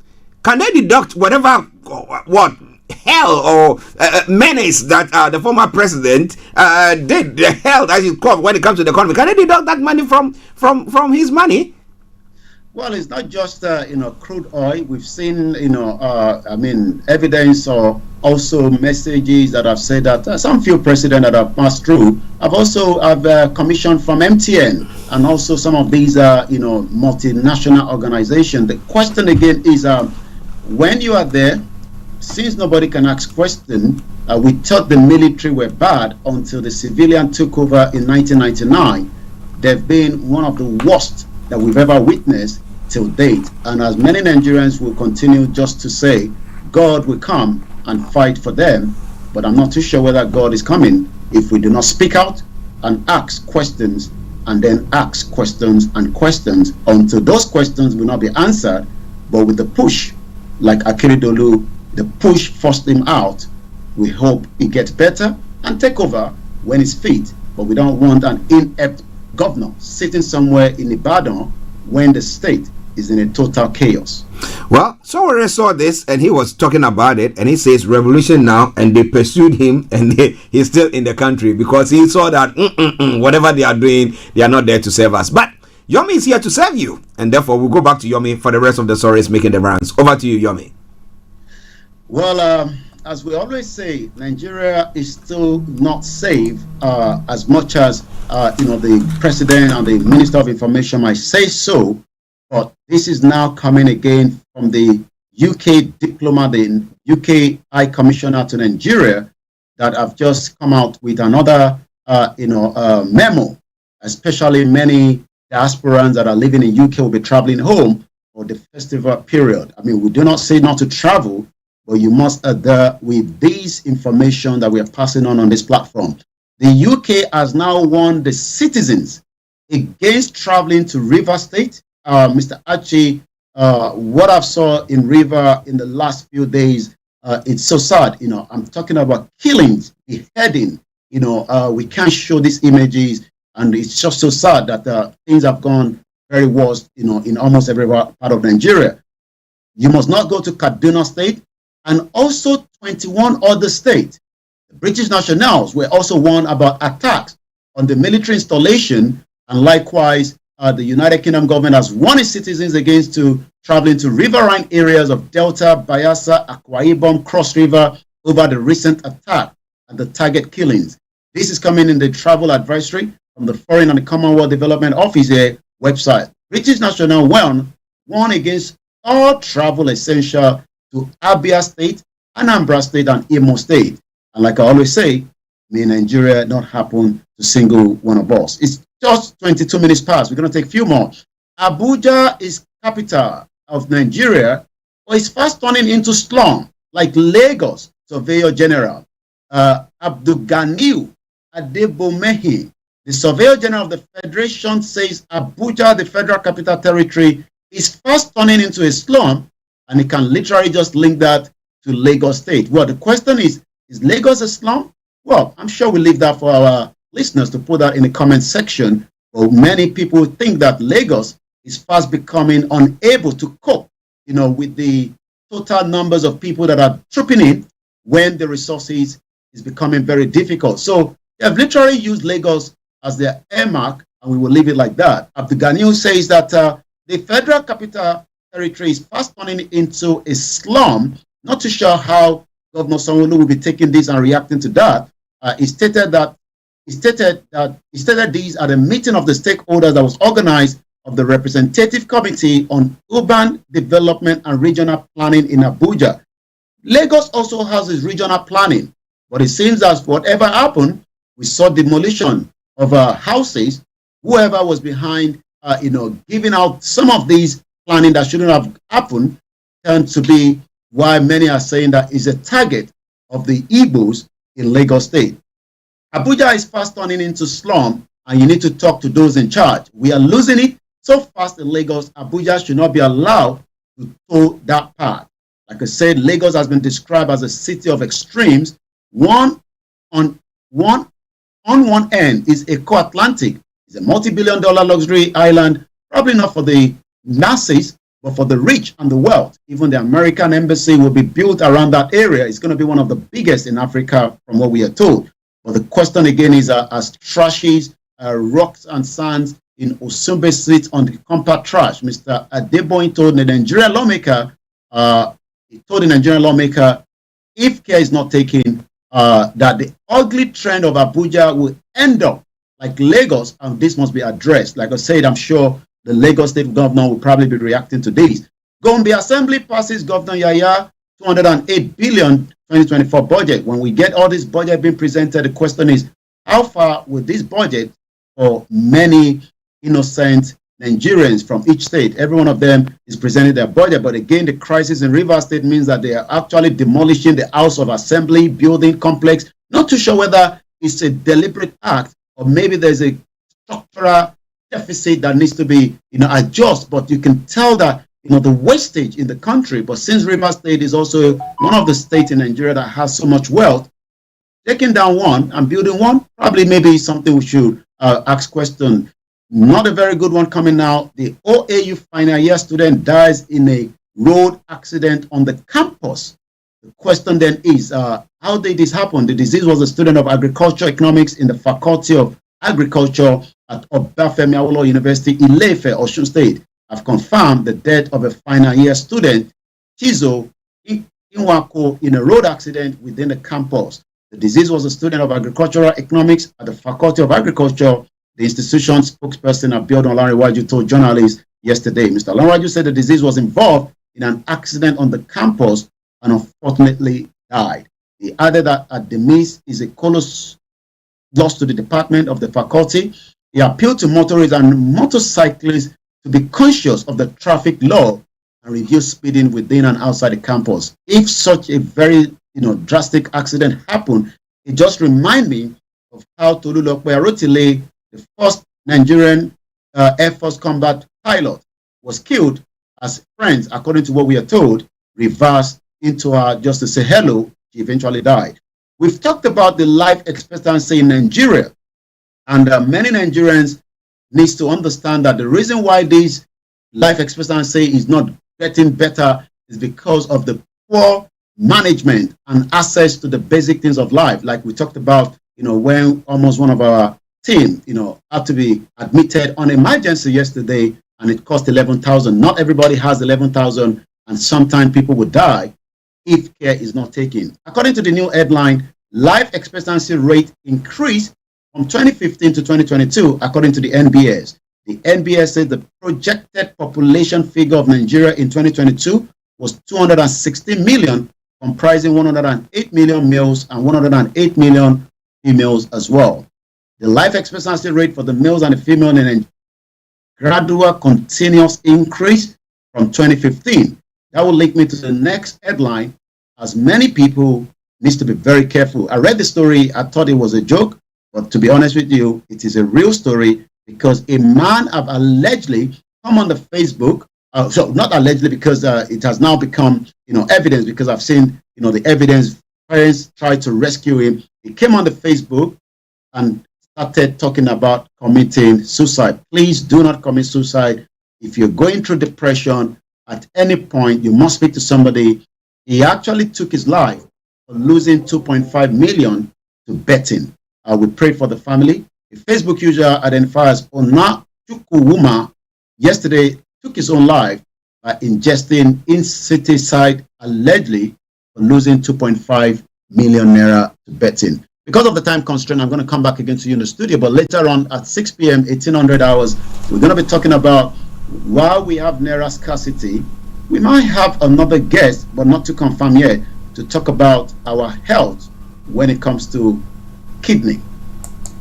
Well, our health when it comes to the kidneys, very, very important, very, very important. But once again, when it comes to this man who was allegedly on Facebook threatening to take his own life for losing. Now, what rules are there for the gambling industry in Nigeria? Is there a support system for them? Like here, people and then so there is a limitation. You go a bit, and they have those who use app to do it. There's a way to regulate it so that you are not able to do that. But is there anything of the sort as support in Nigeria?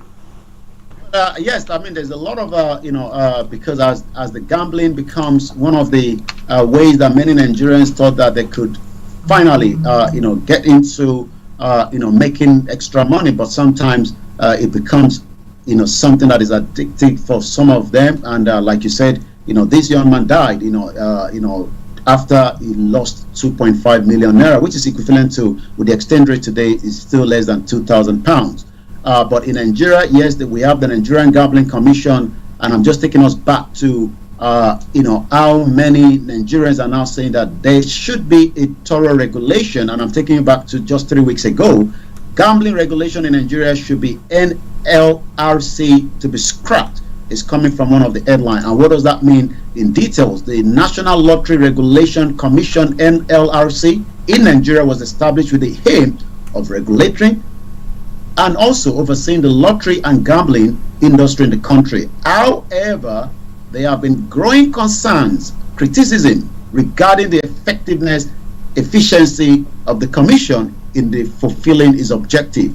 It then becomes imperative to now examine the reason why the stakeholders in the industry feel that the NLRC should be scrapped. So that is 3 weeks ago, and you could tell that if somebody end up taking his life for losing such amount of money, maybe there should have been a cap, or maybe there should have been some kind of orientation to support those that have become addicted to the gambling.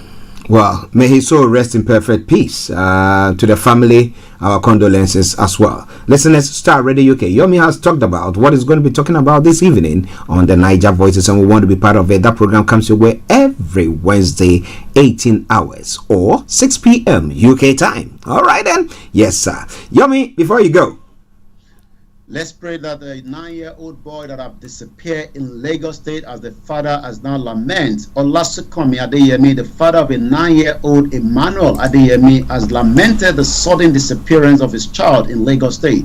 While speaking yesterday, narrated that his child went missing while on an evangelical outreach in Orile Agege area of the state since November the 19th. He said the situation has literally plunged his family into distress and agony. Narrating that we went to an evangelism outreach 3 weeks ago on a Sunday with the church. While we go to pray, while in the church, my wife brought him to me. I took him to the bus where the other children were staying. I sat him down and quickly went to buy a drink for him because he was ill. It wasn't only my child who was in the bus. There were many other children there. After I gave him the drink, I went to the bus. We were meant to go and begin the journey. The bus was at the front while ours was following behind. But again, another child I've lost in Lagos, and we hope the family will be able to find these through the government. But I'm sure if that has been since the 19th of November, your guess is as good as mine. oh my, that is a serious one, because again, he should have checked whether the boy was on that bus that was in front of them or ahead of them. And again, because if the child wasn't feeling well, what if he came down to say we're going to use the toilet or something, and then the bus departed without him? Well, like I said, it just shows so many mismanagement and lack of things that have happened in the country that can't take care of itself, talk less of taking care of those young innocent children. Well, we pray that this young boy is found, and if you are listening to us and you've heard or you've seen any young boy of that sort, please get in touch with the security agencies and let them help them out. Yomi, let me say thank you very, very much. I will hope to see you later in the studio. You come into the studio, right? Yes, I will, yes. Yes. We'll see you in the studio. All right, then. So have a lovely day, and we catch up later. Bye for now. Bye-bye. Well, listeners, that has been Mr. Olayomi Koiki bringing you updates from Nigeria. We're going to be bringing you more from that front. So wherever you are, don't touch the dial. Let's enjoy this music. It is from Nigeria. It's a 12 days of Christmas in Niger style. Enjoy it, and I'll be with you. Hello. The love I have for you is that Reaper. Who are you? Hey, Reaper. We talk guys. Sweet, I'll call you back. Oh, God, what's going on, man? Happy Xmas, man.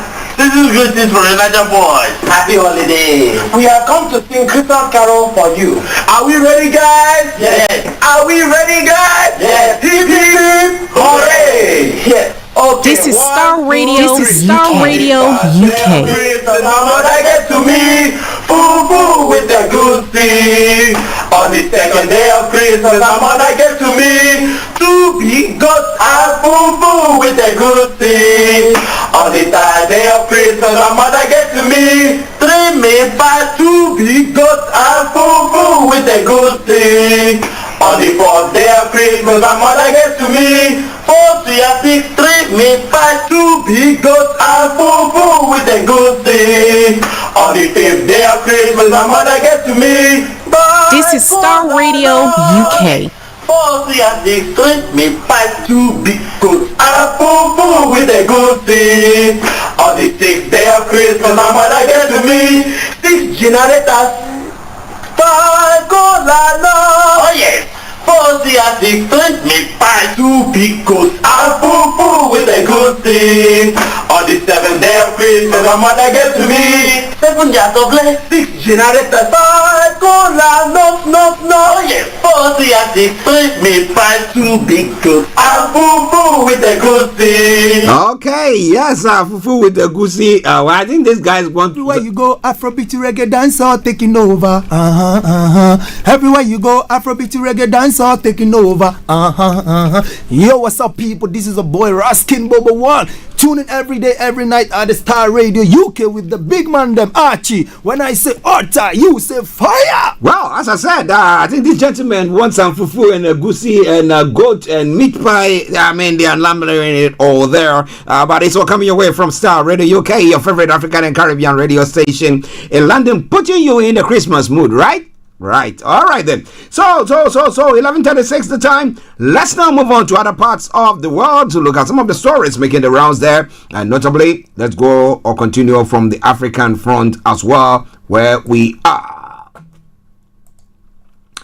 Now, Rwandan presidential election is set to take place on the 15th of July, 2024, and Rwandans are set to go to the polls that day to elect next deputies and president, with current head of state Paul Kagame throwing his hat into the ring. Now, Paul Kagame since has been the de facto leader of the Great Lakes country since the end of the 1994 genocide. He was returned to power with over 90% of the vote in the 2003 and 2010 and 2017 elections throughout the country. The date for the election of the president of the Republic and the 53 deputies from a list proposed by political organizations or for independent candidates is July 15, 2024, said the National Electoral Commission on X. Now, candidates will be able to campaign from June 22 to July 12, it added.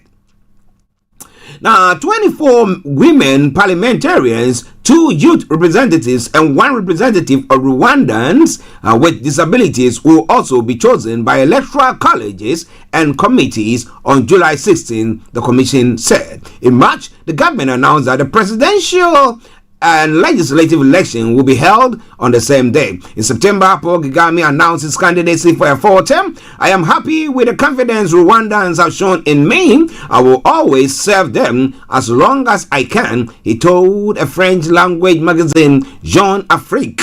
Now, he made controversial constitutional amendment that enabled him to win a 3rd term and could allow him to govern until 2034. He was re-elected head of his party, the Rwandan Patriotic Front, that is the RPF, and at its National Congress in April. Now, for the time being, only the leader of the opposition Green Party, Frank Habineza, has also announced his candidacy for 2024. Rwanda presents itself as one of the most stable countries on the African continent, but several human rights groups accused Paul Kagame of governing in a climate of fear, stifling dissent and freedom of expression. Rwanda is ranked 131 out of 180 countries in the Reports Without Border 2023 World Press Freedom Index. Well,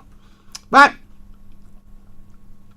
the UK says that, well, this is a very, very peaceful country that you can send people to.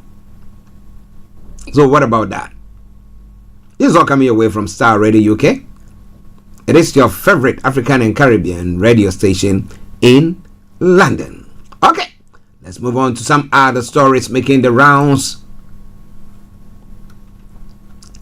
Nigeria says all French troops will have left by December 22. All French soldiers deployed in Niger as part of fight against jihadism will have left the country by December 22, the military have announced. But a court in Dakar, opposition politician Osman Sonko will know on Thursday whether he can he can be reinstated on the electoral rolls. On Tuesday, December 12, his lawyers and legal counsel for the state of Senegal attended a court hearing in Dakar on Tuesday on the matter. A potential Sonko candidacy for next February's presidential election depends on this ruling. Now, after listening to the parties for 8 hours on the clock, plus a 15 minutes bonus each, the judge decided to go into solitude with his conscience and his breviary. That is the rule of law. As his only guide, he will hand down his decision on December 14.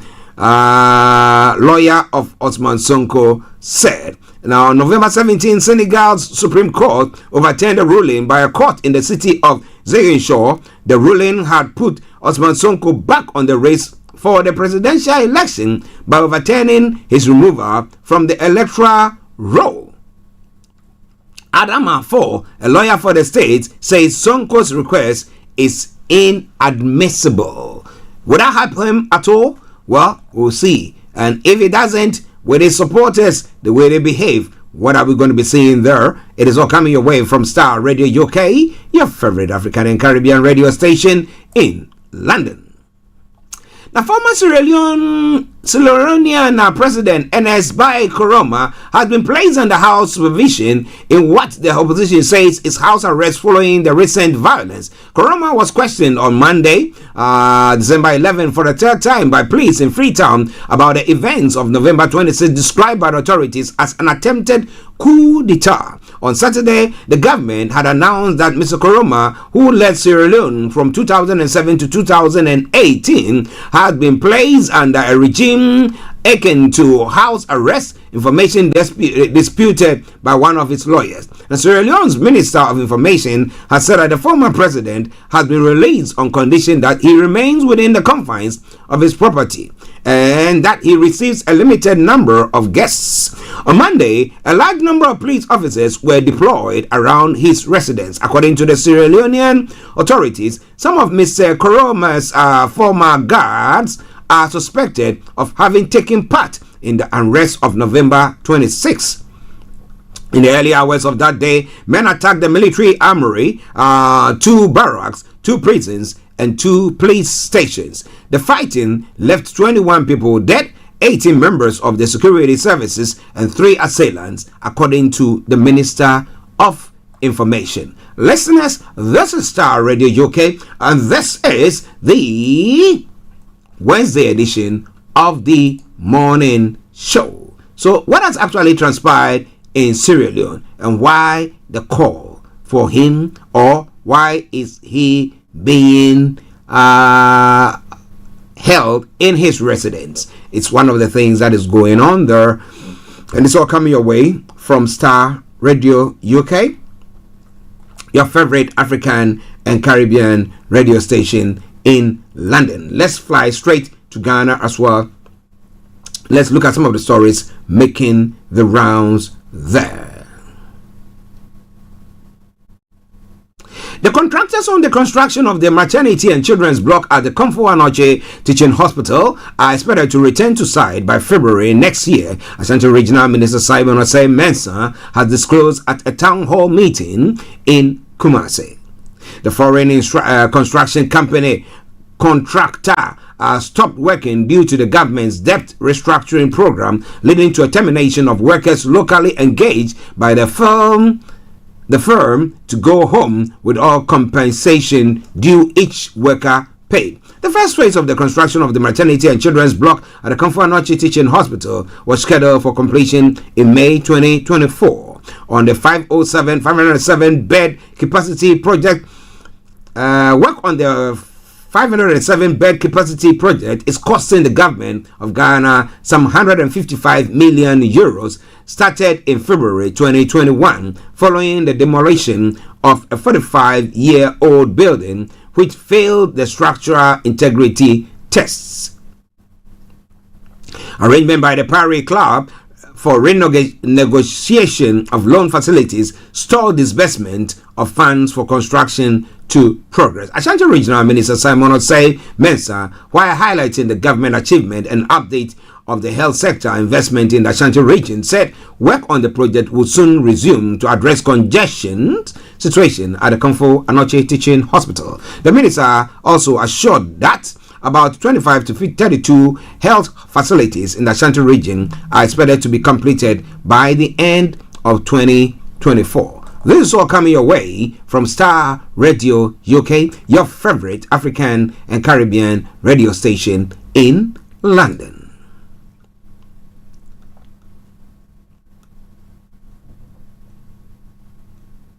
Well, the former First Lady, Lodina Mahama, is saying that be the driving force behind Mahama's campaign as she's speaking to the women's wing of the NDC.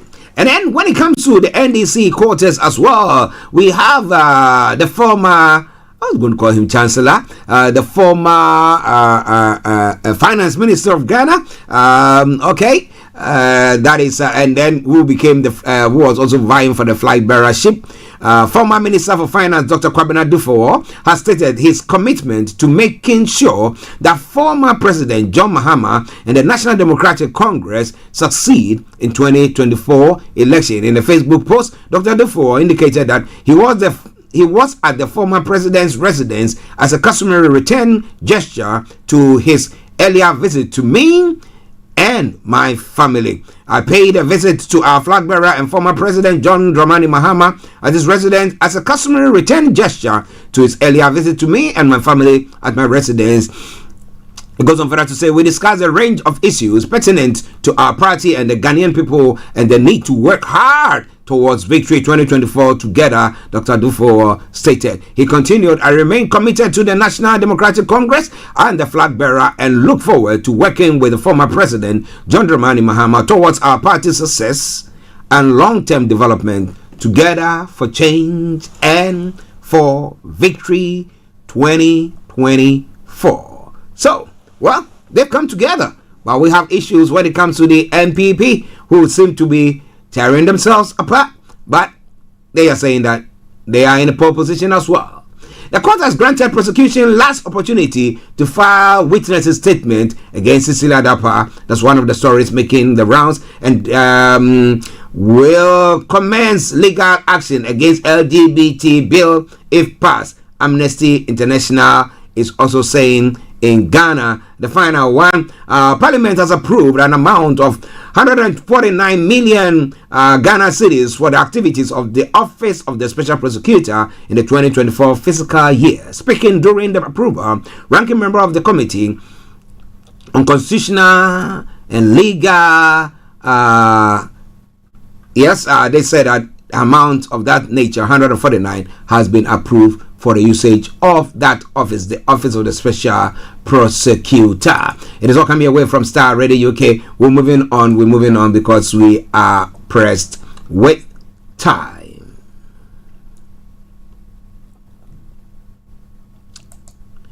Now, Argentina's new government says it will weaken the value of its currency by more than 50% against the US dollar.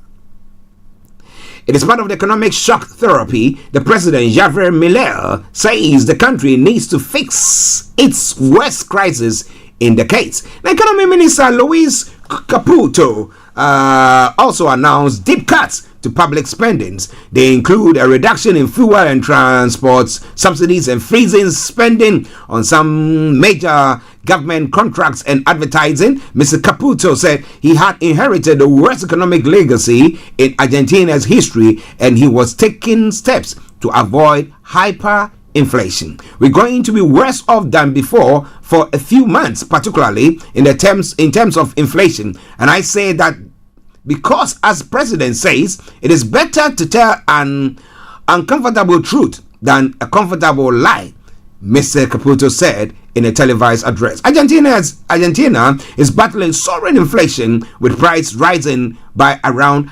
150% over the last year. It is also struggling with low cash reserves, high government debt, while 40% of the population is living below the poverty line. So, of course, crime will rise like no man's business. But let's hope that the action that they are taking is one that will help the nation as a whole. So that it's not that they say tighten your belt and they are going to the shops to go and buy an extension so that their tummies will be able to be belted. All right then. Listen to Starr Radio UK, your favorite African and Caribbean radio station in London.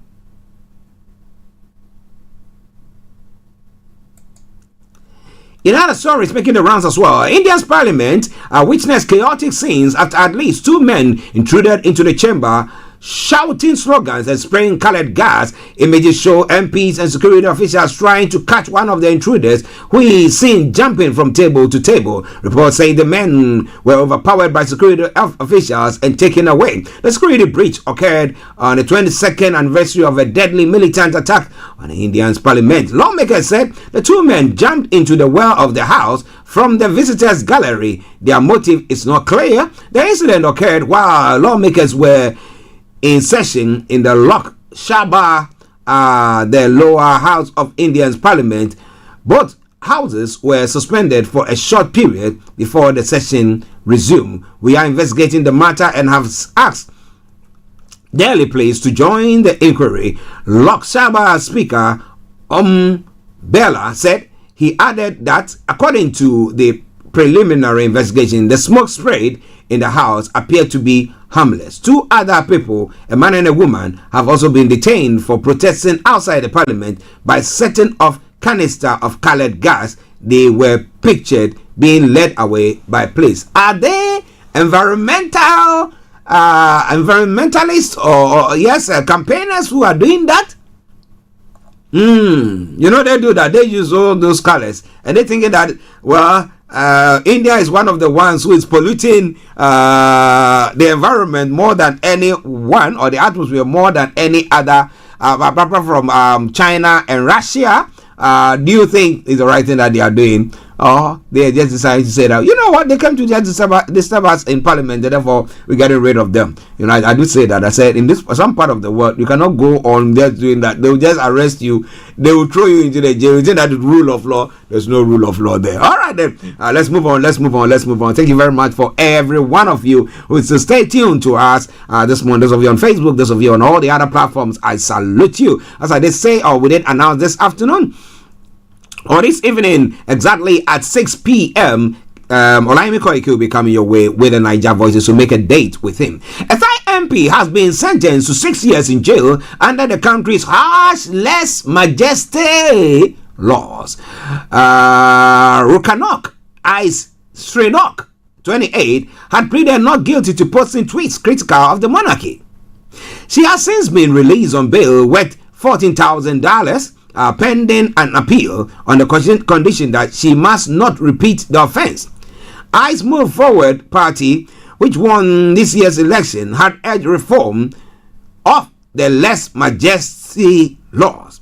But the unelected Senate used this as the main reason for blocking the party's attempt to form a government. Opposition to the lèse majesté laws was one of the issues which sparked mass protests in 2020, lasting several months. According to the Thai lawyers for human rights, around 260 charges have been filed under the lèse majesté laws since 2020. Some 2,000 people have been prosecuted under a variety of laws for their involvement in the protest. Now, just earlier this week, a 26-year-old man was given a prison sentence just for shouting at a passing royal motorcade about a burden imposed on society. He has been released on bail. Oh boy, if it's this part of the world, I bet they'll be arresting lots of people. Those who have been putting their flags are saying that not my king, not my yeah. So you see, this is where democracy works, isn't it? Well, you go around other parts of the world to go and do that, I bet you find yourself lingering in some place. Well. COP28, a new deal has been agreed on the UN Climate Summit in Dubai after days of negotiations. For the first time, the deal calls on all countries to move away from using fossil fuels, but not to phase them out. something many governments wanted. The text recognizes the need for deep, rapid, and sustained reduction if humanity is to limit temperature rises to 1.5% above pre-industrial levels. The COP28 president said nations had confronted realities and set the world in the right direction. Now, burning fossil fuels drives global warming, risking millions of lives. So far, governments have never collectively agreed to stop using them. Island nations hard hit by climate change are critical. Representatives Samoa says they were not in the room when the deal was approved. The campaign groups also say the agreement doesn't go far enough. Greenpeace says it won't be possible to achieve the transition in a fair and fast manner. So what is going to happen? Are they going to have demonstrations? Are they going to have people locking themselves on the roads and saying and gluing themselves there? What will we see? Well. This is all coming your way from Starr Radio UK. Now let's come to the UK.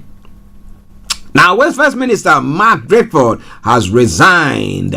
That's information that has come through.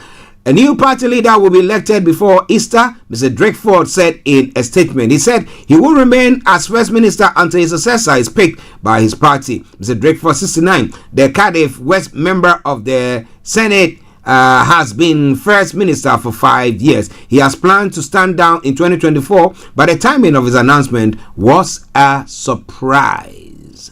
Now, speaking at a hastily arranged press conference in the Welsh Parliament, Mr. Drakeford said, "When I stood for the leadership, I said that if elected, I will serve for 5 years. Exactly 5 years have passed since I was confirmed as First Minister in 2018. He said, "It had been a huge privilege to lead both the Welsh Labour Party and the Welsh Government." The Prime Minister Rishi Sunak said on X, "I wish Mark Drakeford all the best as he moves on from his many years of public service." Now, Welsh Conservative Senate leader Andrew R.T.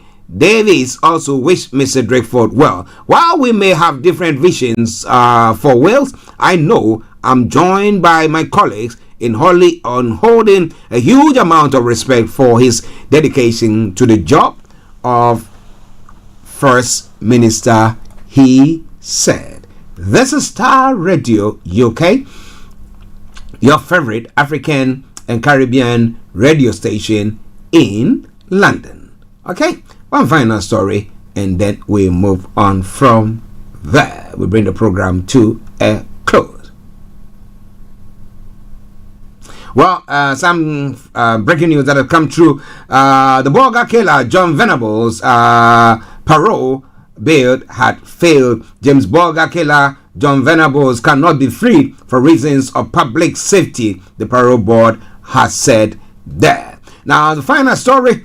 Now, Prime Minister Rishi Sunak will face Labour leader Sir Keir Starmer in the year's final session of Prime Minister's Questions time. Yesterday, Sunak's flagship policy to send some asylum seekers to Rwanda cleared its first hurdle in the Commons. Sunak saw off a Tory rebellion with none of his own MPs voting against the plan despite threats to do so.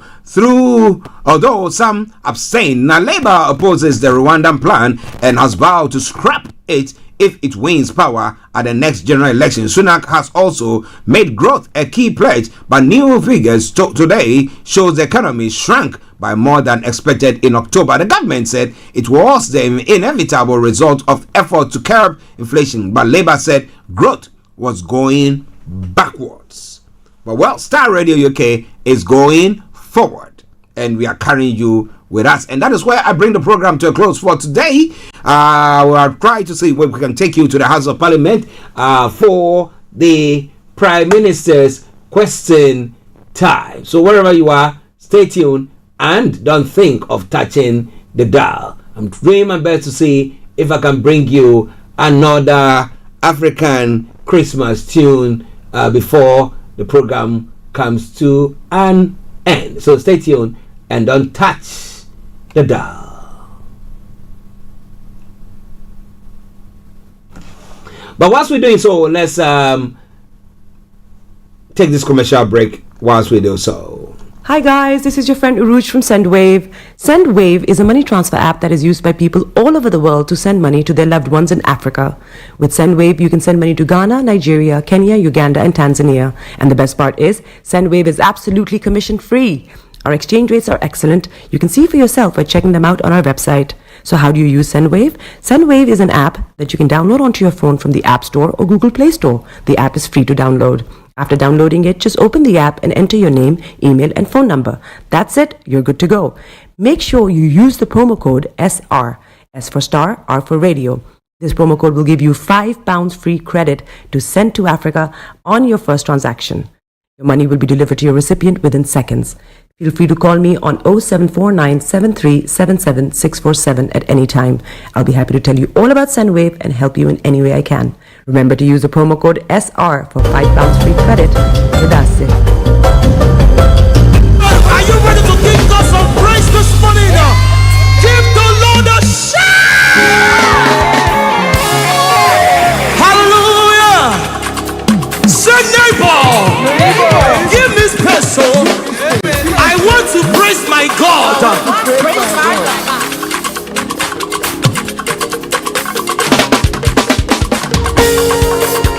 Come on now. It is a good thing to be in the God. Come on now.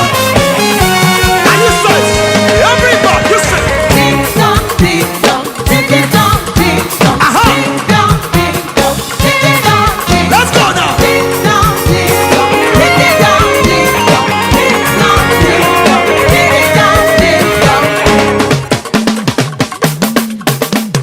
Mercy, mercy, mercy, mercy. All those who will be working over Christmas too. And finally, I know everyone will want to join me in wishing Mark Drakeford all the best as he moves on from his many, many years of devoted public service. Mr. Speaker, this morning I had meetings with ministerial colleagues and others. In addition to my duties in this House, I shall have further such meetings later today. Can I concur with the comments of the Prime Minister about our armed forces, Christmas and Mark Drakeford? My constituent, Mr. Speaker, Fred Bates, is 74, he has liver cancer and he's a victim of the contaminated blood products scandal. The Prime Minister had a chance to do right by Fred last week, but failed to do so and lost the vote in this House. After half a century, Fred wishes to know when he and fellow survivors will be compensated and get justice. Now, Mr. Speaker, this was an appalling tragedy, and my thoughts remain with all those concerned. I absolutely understand the strength of feeling on this. It was this government previously who set up the inquiry, which I participated in, and we fully understand the need for action. The government has crucially already accepted the moral case for compensation and acknowledged that justice does need to be delivered for the victims. My right honourable friend, the Minister for the Cabinet Office, will update the House on our next steps on the infected blood inquiry shortly. Rex Smith. Thank you, Mr. Speaker. The tax cuts in the autumn statement were extremely welcome. But in order to go further and to get the tax burden as low as it possibly can be, accurate and robust economic modelling is required. The Office of Budget Responsibility have been habitually wrong, and we had the spectacle last week of the head of the OBR saying that his latest forecast might be 30 billion out. So will my right honourable friend commit to finding a better system of financial modelling so we can get taxes lower? Well, Mr. Speaker, as my honourable friend knows, the OBR has brought greater transparency and independence to the forecasting on which government policy is based. But he's right, and it is required to produce an assessment of its accuracy, of its fiscal and economic forecasts at least once a year. But crucially, as he acknowledged, thanks to our management of the economy, the fact that we have halved inflation, controlled borrowing, we now have delivered the largest tax cuts in a generation, Mr. Speaker, and they will benefit families up and down the country from January. The Leader of the Opposition, Keir Starmer. Thank you, Mr. Speaker. Yesterday we heard of the tragic death of a young man on the Bibby Stockholm. I know the whole House will want to send our deepest condolences to his family and friends. We must never let this happen again. I would also like to mark the retirement of my colleague and friend, Mark Drakeford, the First Minister of Wales. Mark committed his life to public service and lives his values every day. Quietly and patiently, Mark has been a titan of Labour and Welsh politics, and we thank him for his service and wish him well. Mr. Speaker, Christmas is a time of peace on earth and goodwill to all. Has anyone told the Tory party?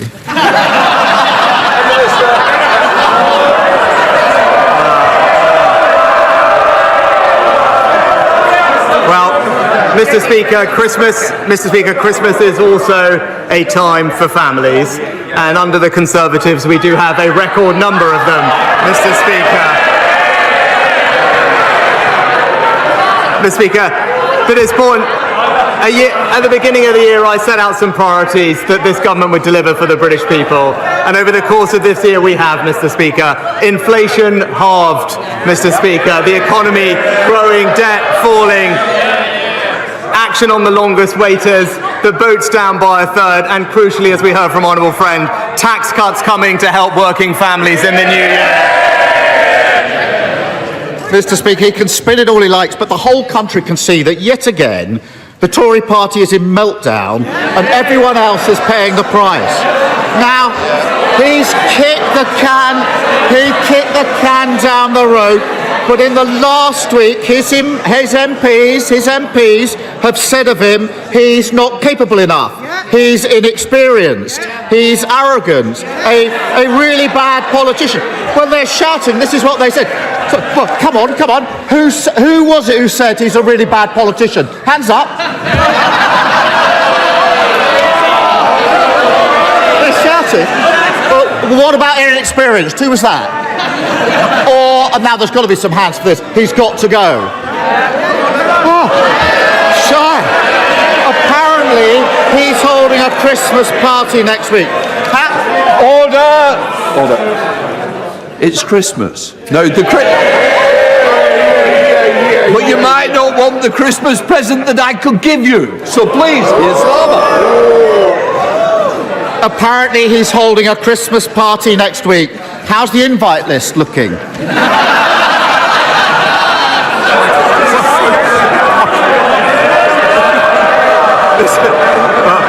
Mr. Speaker, I thank the honourable gentleman for all the comments. What I would say to him, he should hear what they have to say about him, Mr. Speaker.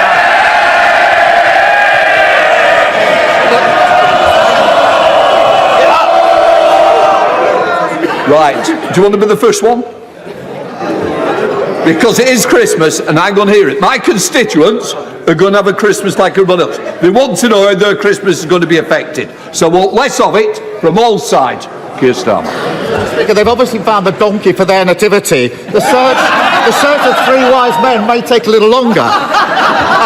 But while they fight amongst themselves, there's a country out here that isn't being governed, where more than 100,000 people are paying hundreds more a month on their mortgages, energy bills going back up in January, the economy shrinking again, NHS waiting lists an all-time high.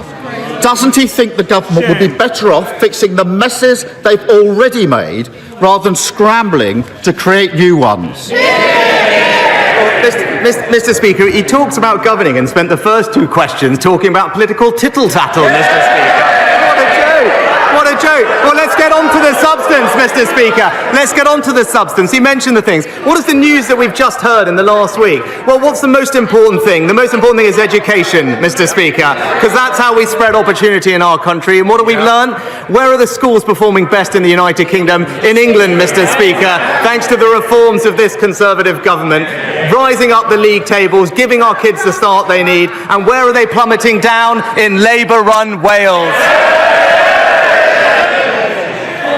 He talks about children. Nearly 140,000 children are going to be homeless this Christmas. That is more than ever before.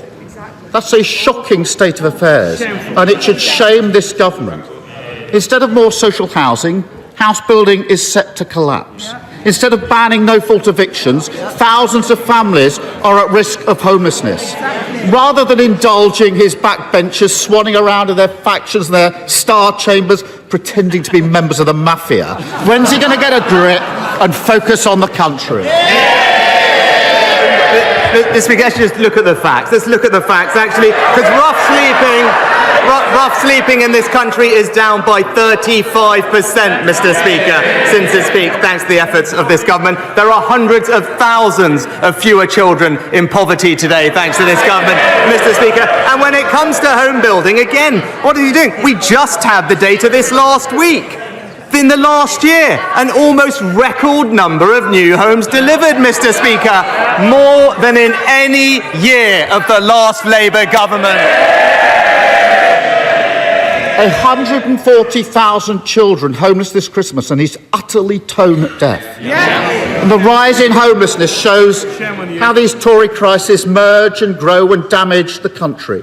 Families like the Bradys in Wiltshire, both parents working full-time, with 2 young children, forced out of their home of 15 years by a no-fault eviction, now living in their van. Or 11-year-old Liam Walker, homeless this Christmas. He wrote a letter to Santa saying, "Please, can I have a forever home? I don't want any new toys. I just want all my old toys out of storage. I just want us to be happy again." Is there anything that could shame this government into putting the country first, then it's surely this little boy. Mr. Speaker, if he really cared about building homes... No. If he really cared about building homes, when there was an opportunity in this House, Mr. Speaker, in this House, to back our plans to reform defective EU laws, to unlock 100,000 new homes, Mr. Speaker, what did he do? What did he do? He went in front of the cameras and said one thing and came in here and blocked it. Typical shameless opportunity. Thank you, Mr. Speaker. He hasn't finished. As the world's... One more. Mr. Speaker, is that really his Christmas message to Liam? Cocooned in his party management breakfast. He just can't see the... Order. Mr. Cleverly, please. It's Christmas. I want a little bit of silence. And I'm going to get it one way or another. And that goes to each side. Keir Starmer.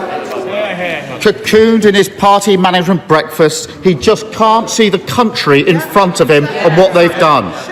I'll finish by thanking hard-working families across Britain who kept our country going. It's been an impossibly difficult year for so many. I want to pay special tribute to our key workers, particularly those in emergency services and those serving abroad in our forces, who even at this time of year are doing the vital work of protecting their country. I wish everyone, including the members opposite, a very happy and peaceful New Year. Will the Prime Minister join me? Prime Minister. I think, Mr. Speaker, he missed that I paid tribute to our emergency workers at the beginning of the session, Mr. Speaker. But let's see. No, because I think it is important, because he talked about working families. Of course, Mr. Speaker, I want to make sure that we support working families, and that's what we're actually delivering, Mr. Speaker, because all he has to offer them is borrowing £28 billion a year, which all it will do is push up their mortgage rates and push up their taxes. Meanwhile, what have we done? Delivered tax cuts for millions of working families, boosted the national living wage, Mr. Speaker, recruited 50,000 more nurses, 20,000 more police officers, improved our schools. We've cut the cost of net zero for those working families. We've cut the boat crossings by a third and we've halved inflation. And that's the difference, Mr. Speaker. We're getting on and delivering for working Britain.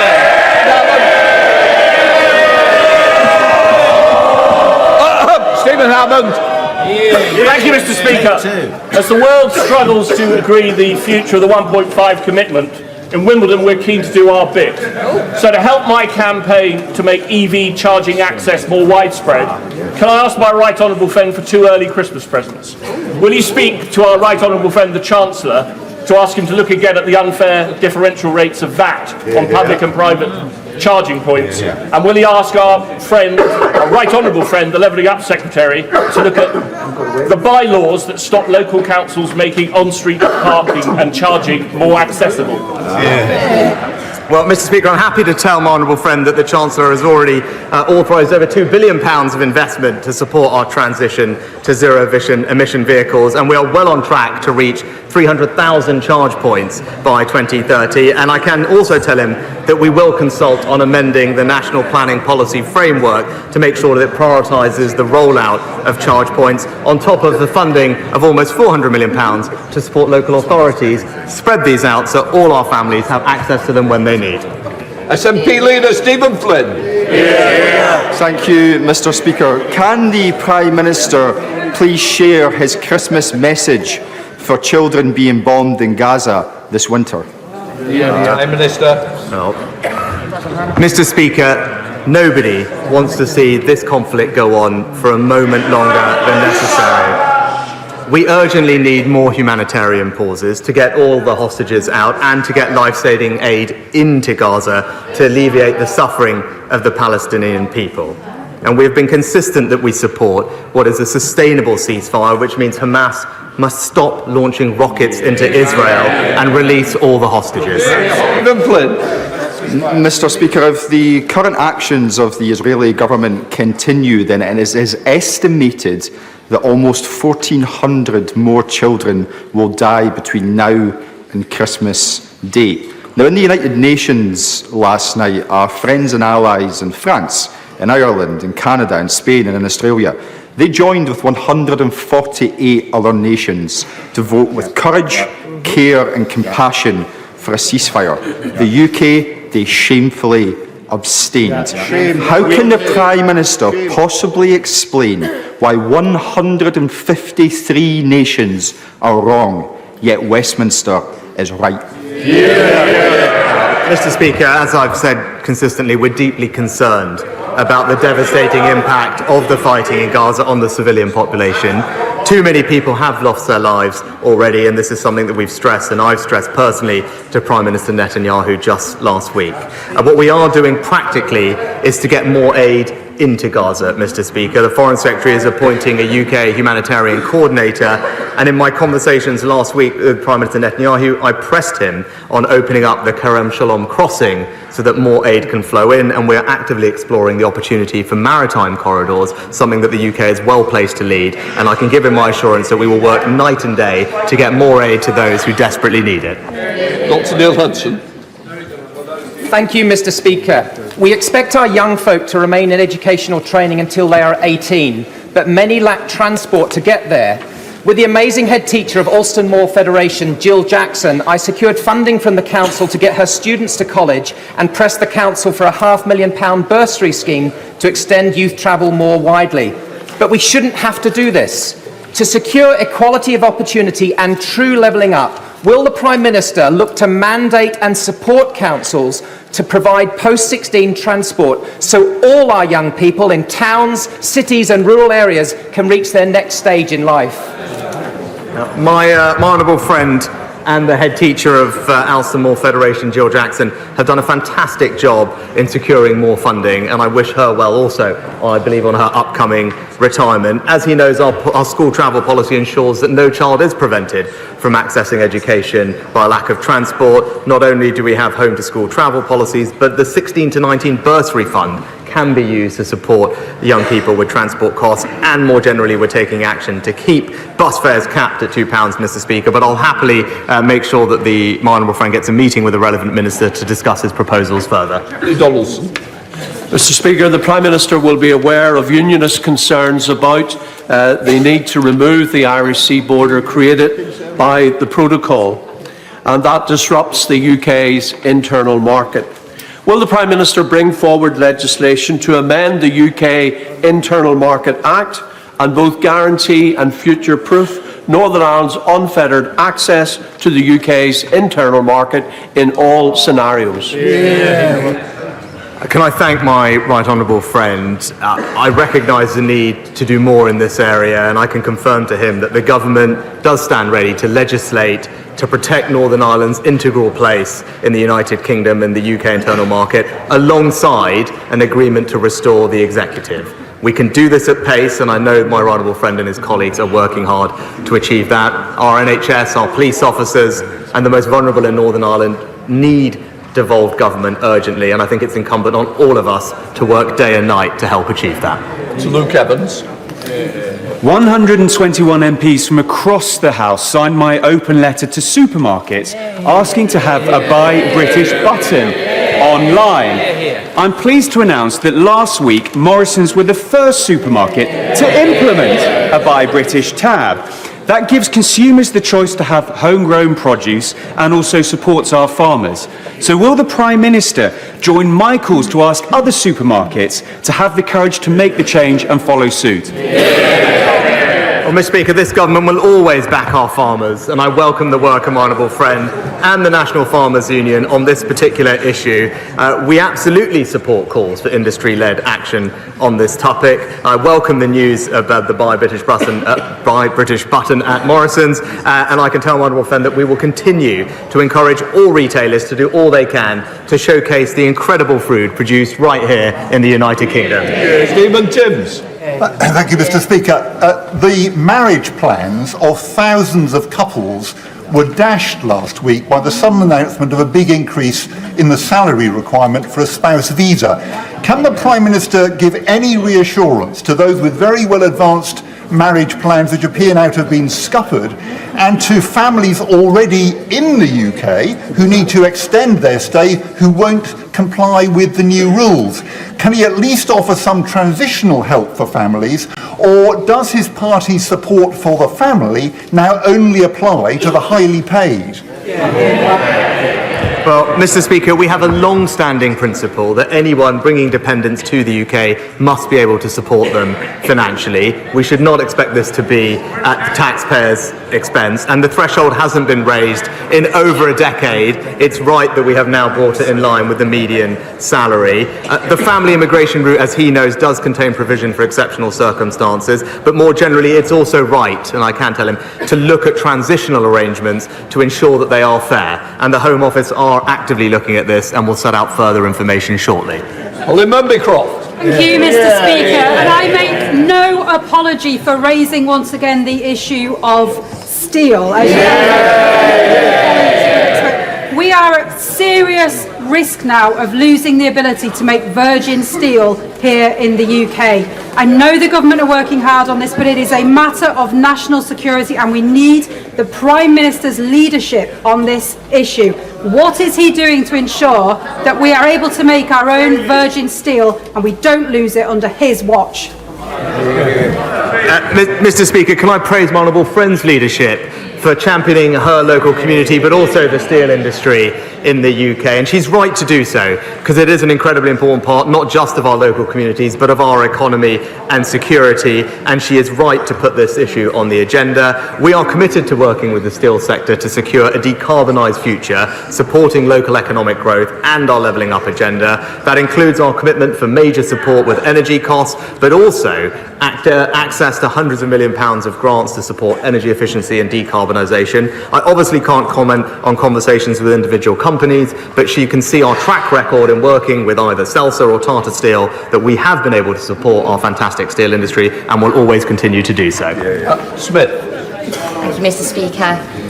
A road company has walked away from 13,000 tonnes of hazardous waste in Lancaster, and it's now been on fire for 10 days. There are plumes of smoke covering our city. Lancaster City Council has been left to pick up the tab, and to date they've spent £262,000. Without government support and intervention, this fire will burn for several months. So will the Prime Minister support my local council with swift government support? Can I thank the honourable member for raising this incredibly important question? I know she's been working alongside my honourable friend, the member for Morecambe, on this, and can I also thank the emergency services in her constituency. And my understanding is that Lancaster City Council, the Environment Agency and the UK HSA and emergency services are working together to ensure that the health risks and environmental consequences are minimised, but I will ensure that the relevant minister understands the absolute urgency of the issue that she's raised, and I'll make sure that she meets with them as soon as possible. John Mayo. Mr. Speaker, some dental practices are taking advantage of post-COVID demand to take their NHS practices private, earning more money but leaving behind those most in need. Training a dentist cost constituents in Broadland more than £300,000. Does my right honourable friend agree with me that if a dentist accepts public funding in order to qualify, they should be asked to commit to NHS dentistry for a number of years before going private? Mr. Speaker, my honourable friend makes an excellent point, and we are investing £3 billion into dentistry. The dentistry contract with the NHS was reformed last year to improve access for patients, and around half of all treatment were delivered to non-paying adults and children. The number of adults as seen has gone up by 10%, the number of children by 15%, but my honourable friend is right and more needs to be done, and that's why the government will be bringing forward the dentistry recovery plan in due course. I should have called over. Thank you, Mr. Speaker. There are 12 days until Christmas, and hundreds of families in Battersea will be worried. Not about being able to buy gifts for children, but whether they can afford food and heat for their homes due to the Tories' cost of living crisis. Over 4,300 emergency food supplies were provided in Battersea by the Wandsworth Food Bank this year, and they have told me that they are bracing for the worst winter yet. So what is the Prime Minister doing to ensure families do not go cold and hungry this Christmas? Well, Mr. Speaker, we care deeply about making sure those who are most vulnerable in our society get the support that they need through the winter. That's why we increased welfare by record amounts earlier this year. We supplemented that with cost of living payments of £900 for the most vulnerable. It's why we supported those with energy bills who need our help the most. Pensioners in her constituency and elsewhere will receive up to £300 alongside their winter fuel payment. And indeed, that support lasts not just through the winter, but into next year, because we're deeply committed to helping those who need it, and this government has got a track record of delivering that help. Thank you, Mr. Speaker. The Prime Minister is rightly focused on taking long-term decisions to improve the lives of people in this country. So can I make a suggestion? Our mental health legislation is 40 years old, and we made a manifesto commitment in 2017 and 2019 to reform the Mental Health Act, because we have people with learning disabilities and autism sectioned under the Act being kept an inappropriate accommodation for long periods. We have people sectioned under that Act not receiving the compassionate care that they deserve and in a sense are criminalised. And we have people sectioned under that Act who have their mental health condition re-stigmatised by the act of sectioning.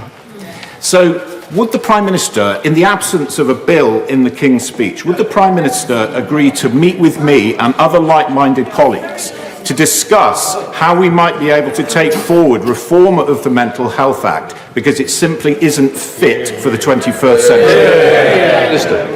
Well, can I thank my honourable friend for raising this important issue.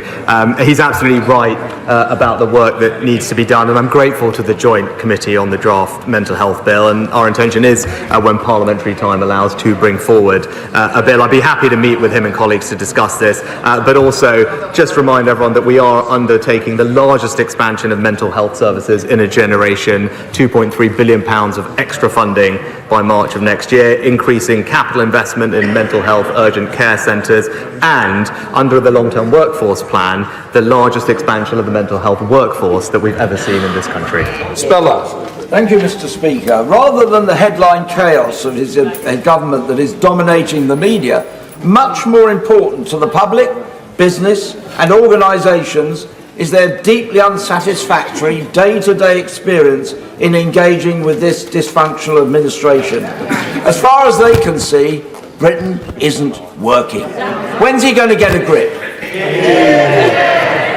Mr. Speaker, the most pressing issue facing families is the cost of living, which is why this government has delivered what it said, which was to halve inflation, Mr. Speaker. Not just that, we are supplementing that with significant tax cuts benefiting working families from January, £450 for a typical person in work, demonstrating that we are absolutely on the side of hard-working families, and this government is cutting their taxes. Mr. Speaker, breast cancer survival rates have improved, but we need to go further on harder to reach cancers. There is a drop-in in Parliament this afternoon on lobular breast cancer and the research we need. Could my right honourable friend or his excellent new Secretary of State for Health find time in their busy diaries to join us? Well, can I thank my right honourable friend for the work that he does on this specific and important issue. I'm happy to tell him the Health Secretary, I believe, is attending this afternoon's event to hear more about its work, and I can assure him that we're focused on fighting cancer on all fronts: prevention, diagnosis, treatment, research and funding. We are making good progress, but there's always more we can do, and I look forward to hearing from him after this afternoon's event. Thank you, Mr. Speaker. While Home Secretary was in Rwanda signing his new treaty, his department put out a contract to manage small boat arrivals until 2030 at a £700 million cost to the taxpayer. Doesn't this show that even the Home Office doesn't think the Minister's plan will work?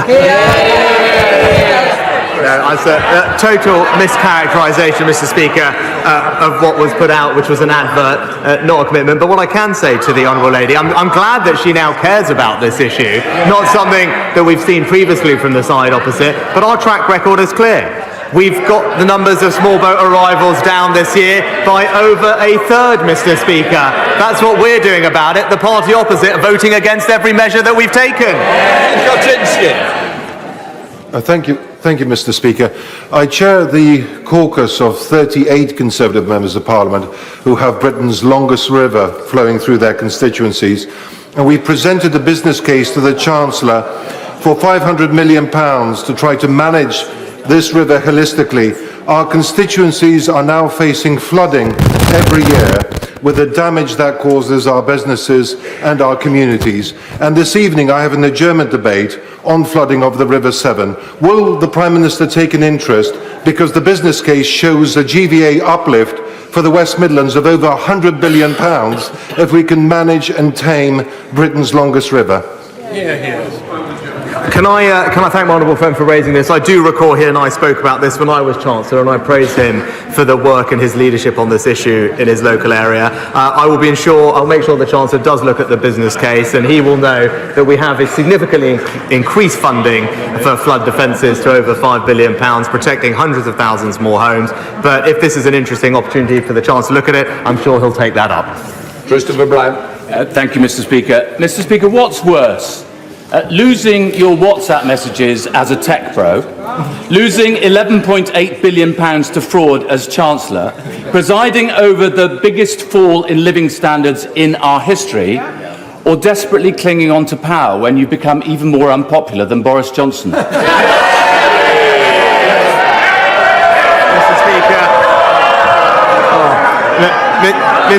Mr. Speaker, what matters to me is delivering for the British people, and that's exactly what we're doing. I don't, Theresa Villiers. Given the appalling reports of sexual violence committed by Hamas on the 7th of October and the risk that hostages could have this treatment inflicted on them as well, will he raise this issue in international fora so the international community demands strongly humanitarian access to hostages in Gaza? Mr. Speaker, the reports of sexual violence perpetrated by Hamas are deeply shocking. We've raised our concerns with the United Nations a fortnight or so ago, and we are engaging with the Israeli government to consider what further support we can take. And more broadly, we continue to do everything that we can to ensure that all hostages can return safely to their families, including those British hostages and those with links to the UK. And she can rest assured that I and the Foreign Secretary are working tirelessly to bring about their safe return. That completes Prime Minister's questions. Well, the final Prime Minister's questions before Christmas. Our Deputy Political Editor, Sam Coates, is here. There was no tinsel, there was no tree, but there was certain references to the donkey in the Nativity and lots of braying from some of the backbenchers. Yeah, definitely panto season, Prime Minister's questions. It was not a PMQs that would be notable for the substance, but for the repartee. Look, it struck me that one side of the chamber had confidence and one side less so. Keir Starmer looked like he was enjoying himself. He asked, he said Christmas is a time for peace and goodwill. Has anyone told the Tory party? That's a reference to what went on last night, where 29, I think it was, Tory MPs abstained deliberately in order to show their dissatisfaction with the emergency immigration legislation. Keir Starmer read out a whole series of disobliging quotes about the Prime Minister and asked whoever was responsible on the Tory backbenches for saying it to put their hands up. It was pure theatre and pure pomp. But I have to say, Rishi Sunak doesn't have a particularly zingy style to come back at these things with. He talks a lot about delivering for the British people. We've got the clip, so let's listen to it. There's a country out here that isn't being governed, where more than 100,000 people are paying hundreds more a month on their mortgages, energy bills going back up in January, the economy shrinking again, NHS waiting lists an all-time high. Doesn't he think the government would be better off fixing the messes they've already made rather than scrambling to create new ones? Let's get on to the substance. You mentioned the things. What is the news that we've just heard in the last week? Well, what's the most important thing? The most important thing is education, Mr. Speaker, because that's how we spread opportunity in our country. And what have we learned? Where are the schools performing best in the United Kingdom? In England, Mr. Speaker, thanks to the reforms of this Conservative government, rising up the league tables, giving our kids the start they need. And where are they plummeting down? In Labour-run Wales. Nearly 140,000 children are going to be homeless this Christmas. That is more than ever before. That's a shocking state of affairs, and it should shame this government. Instead of more social housing, house building is set to collapse. Instead of banning no-fault evictions, thousands of families are at risk of homelessness. Rather than indulging his backbenchers swanning around in their factions and their Starr chambers, pretending to be members of the mafia, when's he going to get a grip and focus on the country? There are hundreds of thousands of fewer children in poverty today, thanks to this government, Mr. Speaker. And when it comes to home building, again, what are you doing? We just had the data this last week. In the last year, an almost record number of new homes delivered, Mr. Speaker, more than in any year of the last Labour government.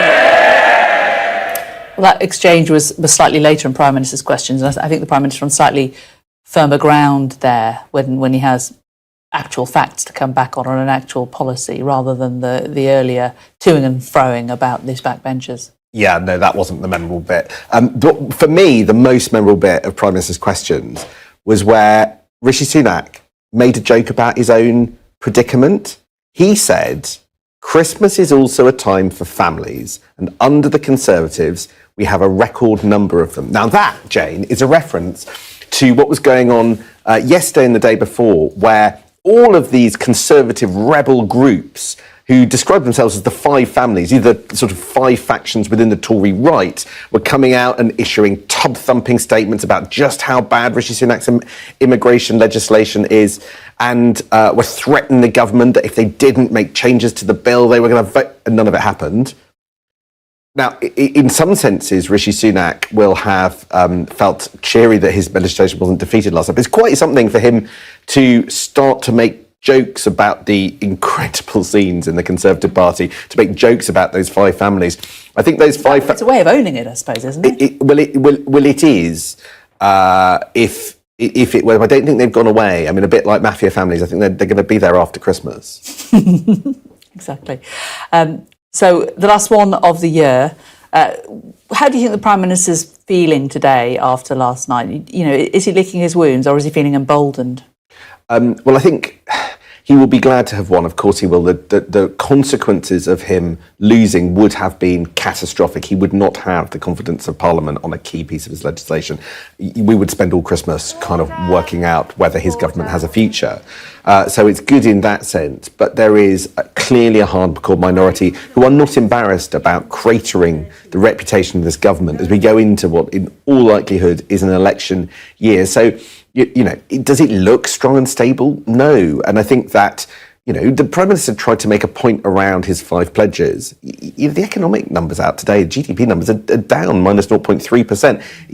He's trying to make a picture that the economy is growing. It's not. There is worry in the Treasury that next year we could accidentally tilt into recession. You've got all the problems around the migration pledges. Inflation's still higher than the government target, even if he's managed to halve it, which is his own target. Just everywhere you look, this is not where you would want to be going into an election year. So, yes, there wasn't a catastrophe last night, but he got away with something yesterday that should have been completely routine. That's not a win. Okay, Sam, thanks very much for now. Well, we're going to be getting a lot more reaction to what happened during Prime Minister's questions after this short break for the last pre-MQs of the year with a panel of MPs. So stay with us for that.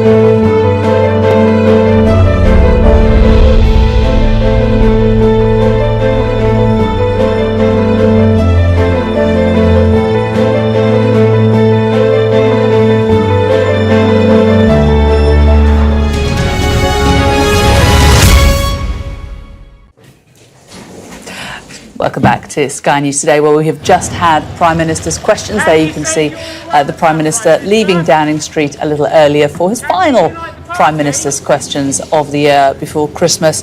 Keir Starmer throughout taunted him over the number of Conservative MPs who've spoken out privately against him over the last few days. Quite a lot of joshing about Christmas, but also a great many serious subjects discussed as well. Well, here in the studio, I'm joined by a panel of MPs, James Daly from the Conservatives, the SNPs, Amy Callaghan, and also Labour's Shadow Schools Minister, Catherine McCann.